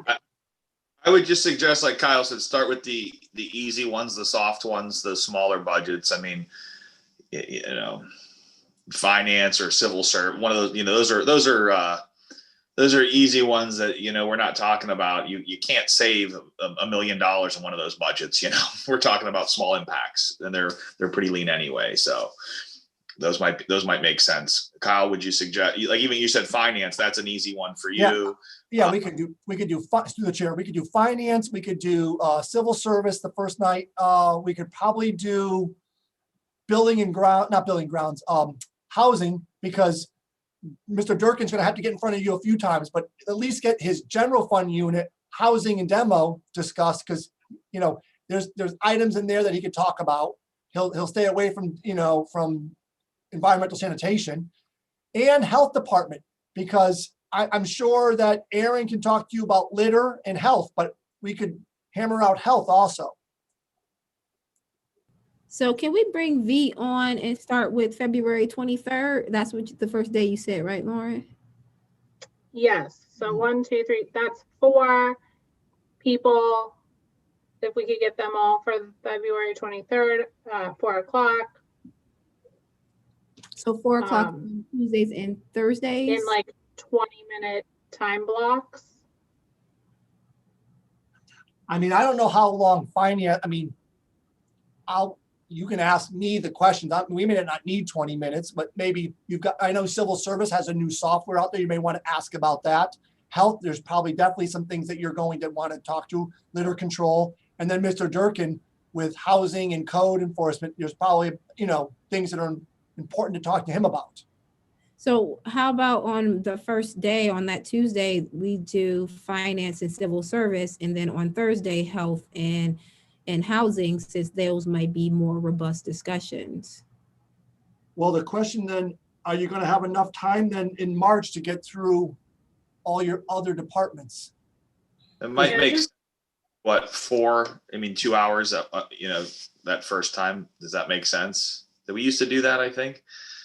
That's how we used to do it, and it worked out really. It would seem to work out. So we could just keep that schedule. Last year was the first year we kind of did it differently.